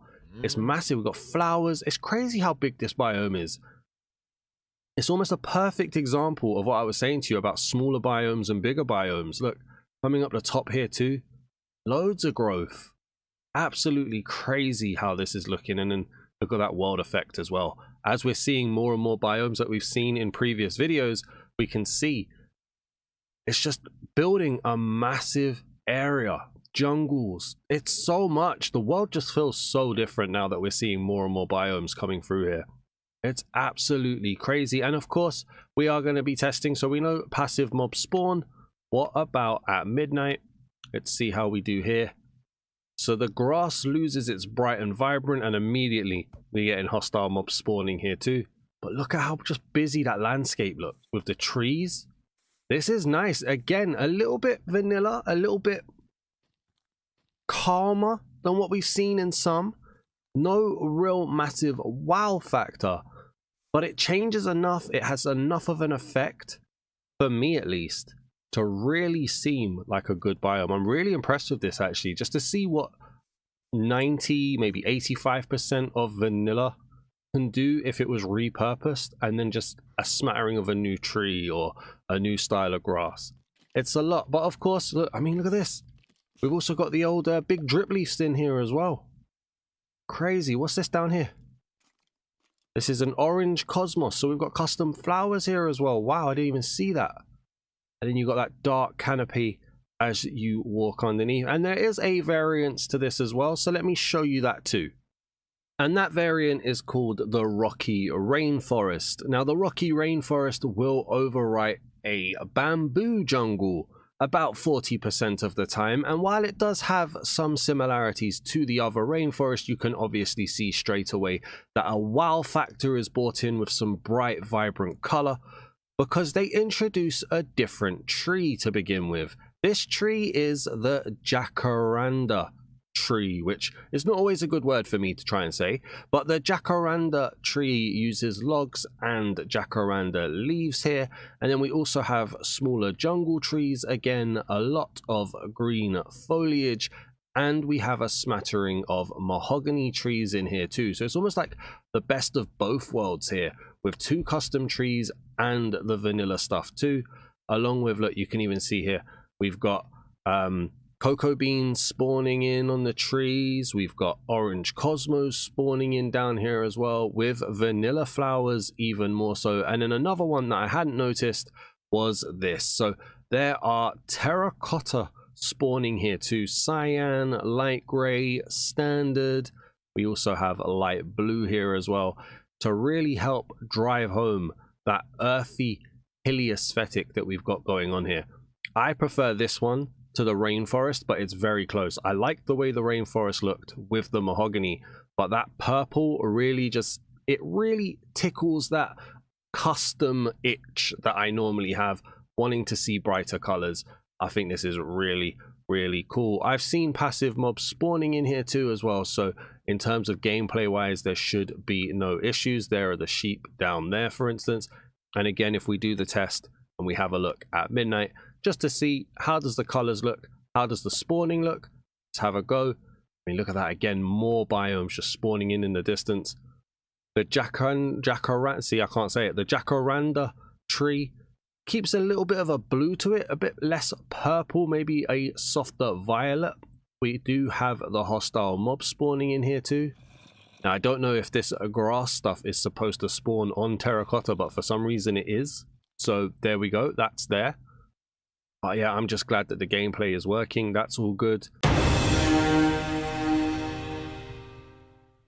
Now, the first biome that I'm going to be showing you in today's video is called a crag. And now a crag will replace a windswept savanna or a windswept gravelly hills, which, if I'm being completely honest with you, I don't think I could pick out in a lineup. I have no idea what they're supposed to look like.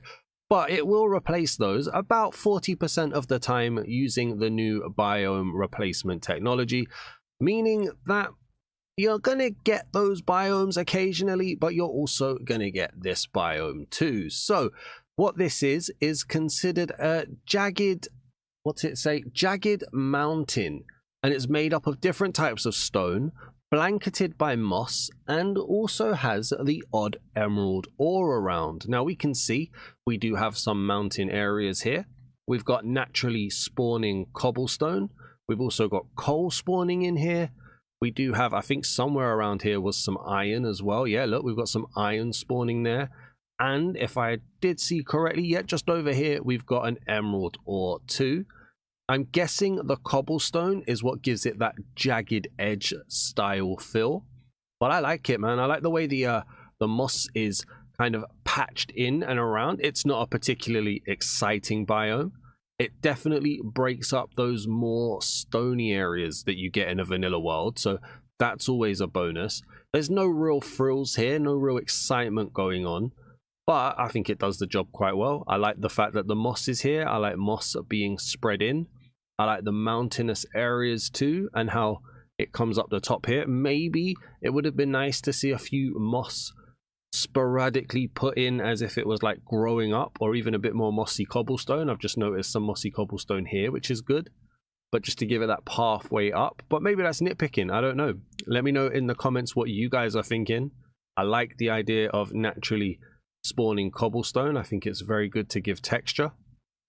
There's also the odd gravelly block here too, but yeah, not exactly the most exciting biome in the world, but definitely one that does do the job. I would say it doesn't look like we're getting any passive mob spawning here,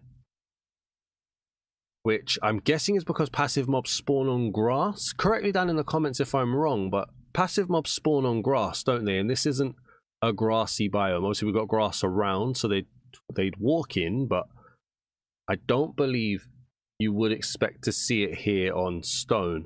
Let me know if that's the correct thinking. And then if we set it to midnight here, do we get hostile mobs spawning in? They don't have that same requirement. So let's see what happens. Yeah, look, creepers spawning in, skeletons spawning in. So yeah, this will be a biome that doesn't spawn in passive mobs because there's no vanilla grass anywhere. I think it does a job. I think it's all right. Now the next biome that I'm going to show you is, and I'm thinking here I'm going to go out on a limb, probably the most boring biome in the entire add-on. It's just called grassland. And honestly, it kind of just looks like plains. But weirdly, it doesn't replace plains. It replaces a dark forest. And it's made up solely of grass. It's even described in my little notes here as simple, but perfect for building. It's like rolling hills. This is probably a tiny version of it. But you can see there are slight hills here, little mounds of earth. Considered to be perfect for building. There's really not much here, and we don't really need to do too much about it either. We can see there's passive mob spawning. We can see it's just made up of vanilla grass blocks and also short grass. Very simple, very much nothing here, and very contrasting to the ominous woods that are right next to it. So the only other thing we need to check here in this section then, set it to midnight. Do we get any hostile mobs spawning? Let's have a little look, see what we get. Yes, we do. So a very quick check here for this biome. Simple, boring, functional, I guess. And so taking us away from that boring biome, we're now here at the orchard. Now the orchard will overwrite a birch forest. And as we can see here, there's a little bit more going on here. So it's a combination of a forest and a grassland area, which you can see by the wide open spaces, but also the overabundance of trees. And I don't say that in a bad way. And I am noticing different types of trees here. So just looking at it, taking it in, it looks a little bit busy. It's not overly busy. It's not massively overgrown, in my opinion. It's nice. I like it. I don't know if the water's doing something here for me, but I like the way that little pond is looking too. The builder in me is thinking about how we could make that look nice. I say builder in me. I'm not a very good builder. But if we had a little look, we've got flowering azaleas here, which is always a bit weird to see just in abundance. And actually, I want to check this out 1 second. So flowering azaleas, they are, there's the oak log. We've got rooted dirt here. How far down does that go? Okay, so just the one. So it's not a massive amount of rooted dirt like you would do with naturally spawning versions of these trees. But that's kind of cool. We've also got the grass blocks. We've got rose bushes, short grass. What is that? Is that short grass there as well? Yes, it is. And we've also got some dandelions around here. But the one thing that I want to check out is this. So we've got them in a few different versions here. We've got a little one. We've got a gigantic one. Seems to be a bit of a visual glitch going on here, which is never a good sign. It looks like it works when you look through. And it looks okay on the other side, but this might be a bit of a bug. Hopefully this has been caught and will be fixed on release. Not a fan of it how it's looking here, especially when you go around and then you end up. So through it, it looks fine. It's almost like they've been put on backwards. Not sure, but this is considered a flowering oak tree. It uses oak leaves and flowering oak leaves along with oak logs. And as you can see, comes in this smaller version, comes in these bigger versions here as well. That visual glitch is a bit disappointing. I like the tree, but hopefully that glitch will either be fixed on release or very quickly fixed after release. And yeah, there's really not a ton going on here. It's just simple but effective, to be honest with you. A lot better than the grasslands. Not a fan of the grasslands. Not necessarily a hater of the grasslands. It's just quite a redundant biome in fairness. But this looks nice. I think this looks cool. Got a bit of weird realm generating glitching going in there. That has nothing to do with Biomes O Plenty and everything to do with the realm, I'm sure. In fact, if we fly over there just to prove that, this should spawning. I think this is to do with like simulation distance or render distance. Pop these in. There we go. Looking a bit weird. Now, is the water slightly more purple, or is that the earth underneath? I'm not sure. That looks a bit more blue. That looks a bit more purple. Interesting one. We have seen the passive mob spawning, so let's set it to midnight and see what we're dealing with here. Yeah, immediately we get those hostile mobs spawning there too. So again, gameplay wise, it's working absolutely fine. I have to say, from doing this whole series, I'm starting to feel a little bit upset about my Forever World that I live stream on my main channel. Because do I apply Biomes O Plenty to my Forever World after a bit more testing and just give it this vibrant color and this massive variation that we get? I definitely don't want to start a new Forever World, but I have a feeling I want to use Biomes O Plenty a lot more. I love, just look at that behind me. Look at how different that looks. The blue, the different trees, the different colors. Oh, it's so cool. It really is. And then so the last biome that I'm going to be showing you is a prairie. Now a prairie will replace a plains biome, and it's essentially dry grassland with golden flowers or goldenrod flowers even, the odd oak tree lying around, and then some what they call rooted stumps. So I'd be interested to see what that means. You can see as well we've got that kind of yellower light green grass here with smatterings of yellow flowers, and then also bigger yellow flowers as well, which is kind of cool. These are a custom flower, the goldenrod down here as well, so that's kind of cool. You can also see, as I'm going to stay back so that I don't trigger any arachnophobics, but we do seem to have a spider's nest down there too, with some spider eggs and some webbing. Go and check out the video that features that if you want to see more of that. And yeah, I mean, I do get a question, and not necessarily one of the add-on, more of Minecraft generation, but you can see we're kind of in the middle of like 4 or 5 different biomes here, and you see it carries on over to there. I'm wondering, like, is the size of a biome ever defined by Minecraft? Like, it's just kind of crazy how like one little section becomes a biome. And look, you can see as we go over here, we get the realm loading in as it carries on too. So let's get down here, let's see what we're doing. We can already see the goldenrods that we've had. We can see that we've had some leaves, oak trees even. We've got the stumps. These are the rooty stumps. So this is rooted dirt here. We've also got dead bushes. We've got short grass, which also takes that lighter yellow and green color. More passive mobs, the odd flower. Okay, it's simple again, isn't it? It's just simple. Weird little tree shapes going on here. I don't think that's a broken render. I think that's just how the custom has loaded in. Got the branch coming off of it. Kind of sporadic leaf designs, very, very minimal. Then you got this bigger tree, but again, it just feels very minimal in how the leaves are actually covering it. More yellow on the leaf litter. And then if we head over here as well, see what we're doing. So we get a lot more grassiness around here, depth in the earth, more trees, more rooted stubs. Okay, yeah, I mean, it feels natural. I think that's probably the best way to put it. It's not exciting, it just kind of feels natural if you ignore the biomes next to it and then the massive sinkhole, which isn't their fault.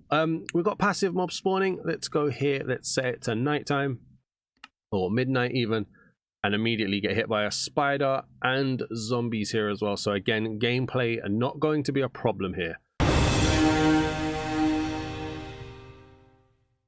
Now the first biome that I'm going to show you in today's video is a dryland, and if you've been living under a rock you won't know this information, but I do mention it in every video.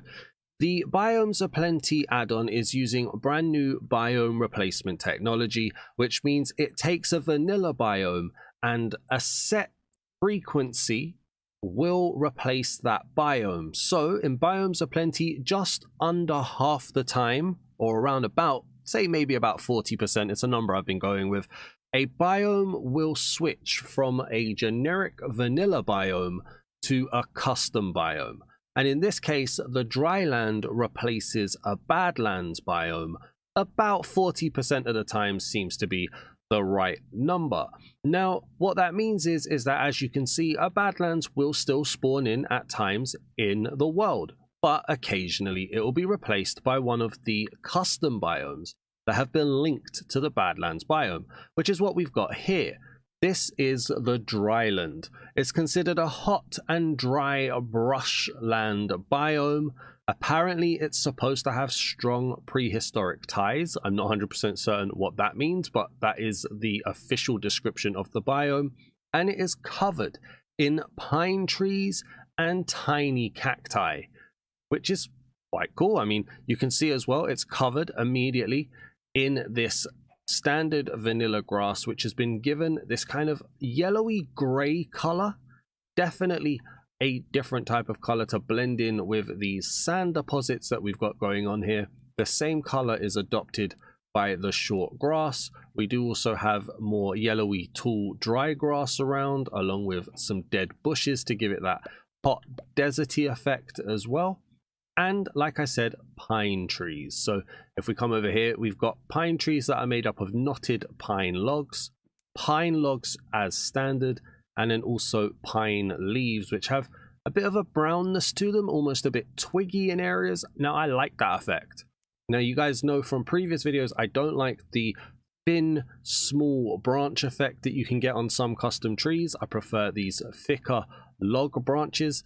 But I have no problem with putting like a twig effect in the leaves. I think that's really cool.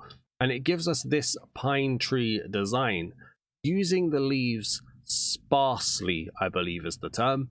And because we're in a Badlands, this can be quite a long sweeping biome here. As we just have a little look around. Look at how much area this is taking up. This is one of the more vast biomes that we have going on here. We've also got leaf litter down here too, making up for it. We've got these small cacti, so we've got a tiny cactus and another one which is varianced to give us this kind of a leafy top. And as we come along here, we've got some like shrubby trees, but look, it's vast, and it will lead into a wasteland over there in my example here. More sand around as well. It's absolutely crazy in how big some of these biomes can be. And because it replaces the Badlands, it will occasionally be next to a Badlands that has decided to spawn as standard too, which is quite interesting in that effect, but does help capture that hot and dry land that you get. So we've seen that we're getting passive mob spawning. Let's say it to midnight now. Let's see, do we get hostile mob spawning here? We have got grass blocks, vanilla grass blocks, and sand, so I would assume that'll be fine. We've got creepers spawning in. Anything else? I just want to see that we get like a variation. Get down a little bit lower. There, we got a skeleton there too. So yeah, I mean, it's capturing that heat quite nice. No real like visual effects or anything to give that, but that's not what this add-on promises. I think it's nice. I like the sand deposits. Again, kind of not really a wow factor, but definitely functional. Now here we have a small example of a lush desert. Now a lush desert will overwrite a normal desert in the world occasionally, and is made up of quite a few different custom factors. So first of all, we have the vanilla acacia tree spawning in, but not necessarily in any kind of formats or shapes that we're used to here. And obviously the big one is that this isn't just sand. This is orange sand here as well. So not your vanilla sand block, but we can also see, as I'm losing my voice, we can also see that orange sand does also become orange sandstone here. We do also end up with some dune grass spread around here. This is sprouts too. We end up with some purple wildflowers down here as well. And then another big one as well is that there are palm trees here too. So we've got palm logs mixed in with palm leaves. Now, because there's no grass here, I would expect there to be no vanilla mobs spawning. Vanilla mobs, it's my understanding, spawning on vanilla grass. So we won't be expecting any cows, chickens, or pigs in this biome, but obviously it can spawn in biomes next door and then wander in. I think I saw a parrot in here at one point, but that may have disappeared. So with that in mind, what there is to do is to set it to nighttime, and we're going to see, do hostile mobs spawn? Is that something that can happen on the custom sand? Let's have a look. What's this down here, by the way? Is that just a texture? Hang on. Orange sandstone. Oh, it's orange sandstone and orange sand. Okay. I noticed a slight change in texture design, but it's because sandstone can appear as a top layer. We do have zombies spawning here as well. So the fact that we're using custom orange sand is not stopping the hostile mobs from spawning either. So yeah, I mean, imagine this but blown up into more wider biomes. This orange sand could be very, very effective, very strong. What's this? We've also got tall dry grass here as well. So a nice variation to the desert. Not much of a wow factor again, maybe because of that smaller biome that we're dealing with, but the fact it's functional with that orange sand, that custom block, and having custom trees as well is always a good touch.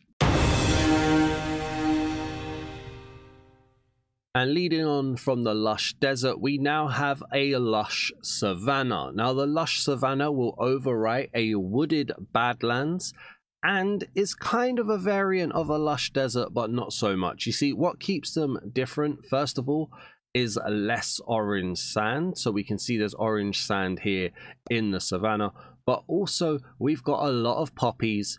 We've got a lot of flower buds. So on here, this is what we're calling a flower bud, and I believe that's a fully custom flower. And then we've got the more vanilla poppies in here, and wow, there are a lot of flowers. I would say, and this may be a personal preference from me, so do feel free, like, you can get into the comments and just tell me that I'm wrong here, tell me that you like it. I think there's a bit too many flowers and flower buds here, and also we've got these rose bushes here too. It kind of just feels, sorry, I meant to click that, hang on. Rose bushes, there you go.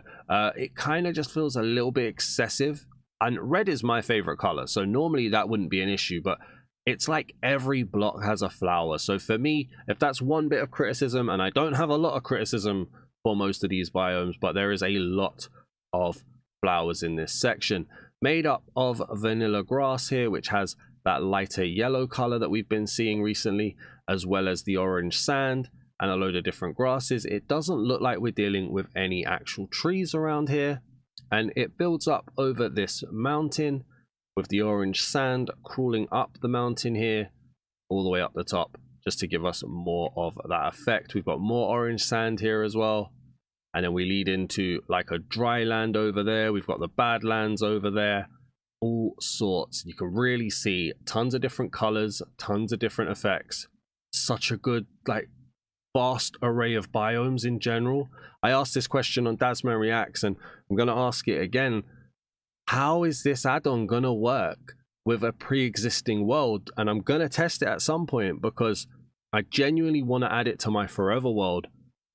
But pre-generated chunks, I feel like, won't be affected. It will be the newly generated, which means you'd have to travel out far. But I'm not going to give up my forever world, but the more I see all of this vast mass array of biomes, the more I want to be in this world, exploring it, seeing all of the different colors, experiencing all of the brand new biomes that we're dealing with. I think it's so cool. But bringing it back to this, my one criticism would be there's probably too many flowers in this biome. And I don't know why I'm talking like I'm ending the section there, because we haven't actually done our check. So we can see we've got the passive mob spawning. Thanks to having custom grass here, we're not blocking that using just sand. And so if we set it to midnight, that's weather. That's not what I wanted. If we set it to midnight here, just to confirm from a gameplay point of view, do we get hostile mobs? Yes, we do. There are some skeletons spawning in there. And if we get down here as well, do we see anything spawning on the sand maybe, or just in general? Yeah, we've got the skeletons here below me over there, which is cool. So from a gameplay point of view, you shouldn't have any actual issues here. So before I show you this last biome of the series, let me just give you a little bit of the context. You see, I traveled 60,000 blocks in both directions, and I couldn't find this biome. I loaded into another world, and I couldn't find this biome. And then I begged 4KS Studios to help me out, and they hooked me up with a seed that had this biome. This is the rarest biome currently in the game, and what's scary is that it's not the rarest biome planned. This is the Tropics biome.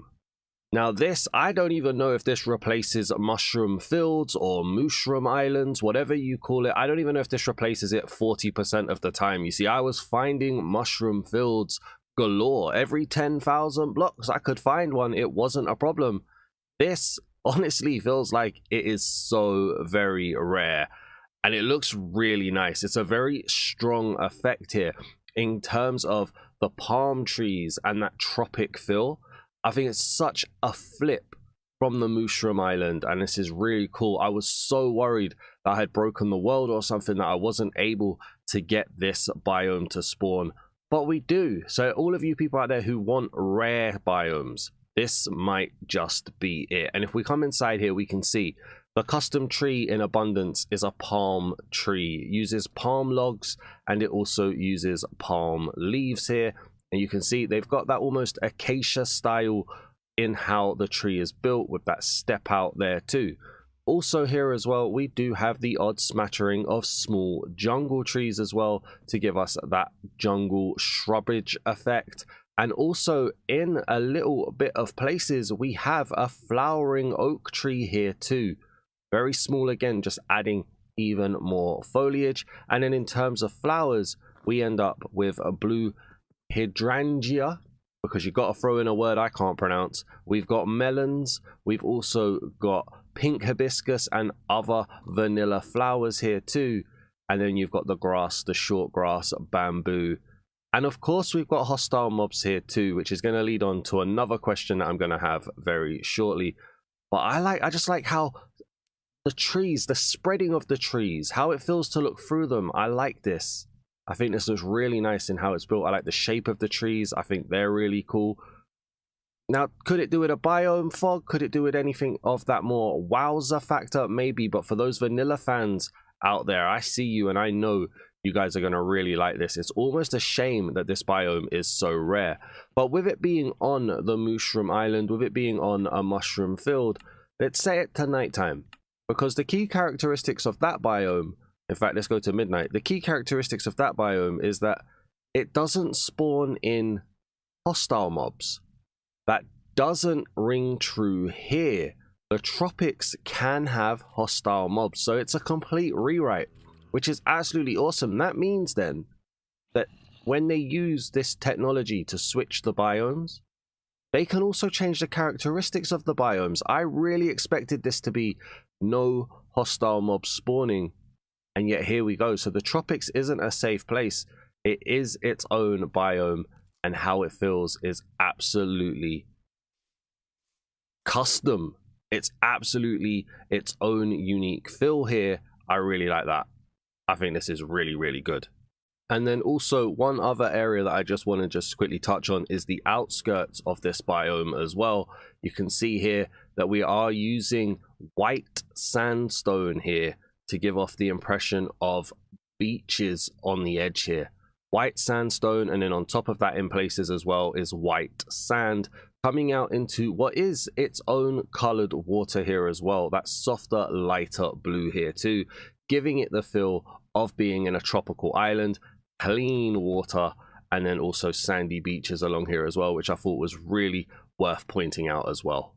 And there we have it then. I have shown you around about 50 of the brand new biomes introduced in Biomes O Plenty. It's been such a massive journey through the month of January so far, and obviously we did have to throw out a few of these videos really quickly here at the end because the release date was brought forward. But it's been an awesome experience, and I've really enjoyed showcasing these biomes. If you was to ask me what was my favorite biome from the showcase series across both channels, well, I'm gonna have to give it to the Ominous Woods. Now, there is a close second and third for me with the Mystic Grove and with the Overgrown greens. They give me that wow factor. They're very custom. That's what I really like. I think they're done really well. A massive custom color palette, massive custom designs, all with that vanilla generation, felt really good. But the Ominous Woods, as you can see behind me right here, I just think it captures the name so good. I really like these darker trees. I really like the darker grass. I really like the effect. Like up here, think about it flying over with, say, a Elytra or whatever. This right here is such a nice effect. And it just lives up to its name, in my opinion, of that ominous feeling. And if you set it to nighttime and you just have a look at how it feels in the dark even, I don't know, maybe it's my inner goth, I'm not sure, but it feels really, really nice. And I think this, yeah, I think this would go down as my #1 biome. Maybe there's a few too many wither flowers, but you know what? I think this is cool, man. I like the way the trees look with the knotted logs. I think this, yeah. And it is a close second and third for the Mystic Grove and for the Overgrown Greens, but I'm going to go ahead and say that it is the Ominous Woods that's my favorite biome. Please do leave a like on the video if you enjoyed this. I hope you've enjoyed the series. Please do drop a comment. Let me know what you thought about the series. Let me know what you think about the biomes. What has been your favorite biome? Let me know down in the comments. And if you're new to the channel, please do hit that subscribe button. If you've missed any videos here or on Dasman Reacts, go and check them out. Make sure you hit the subscribe button on both channels. But let me just take this opportunity for one last time to say a massive, massive thank you to 4K Studios for trusting me to showcase the biomes. I greatly appreciate them. I don't know if they quite expected to see 11 videos come out, but hey, I jumped on it. I was inspired. Boom. Thank you for letting me. Thank you for being so vocal in the comments. I know they were very, very appreciative of everybody who left a comment with questions, feedback, noticing things that nobody else may have noticed. They were very, very appreciative in conversations with me. So just thank you so much to 4K Studios. It's been truly an honor. I will have a full add-on reveal video on release day, 6 PM UK time. So make sure you check that out as well. But for one last time in this series, thank you for watching. I've been the Dasman. Peace!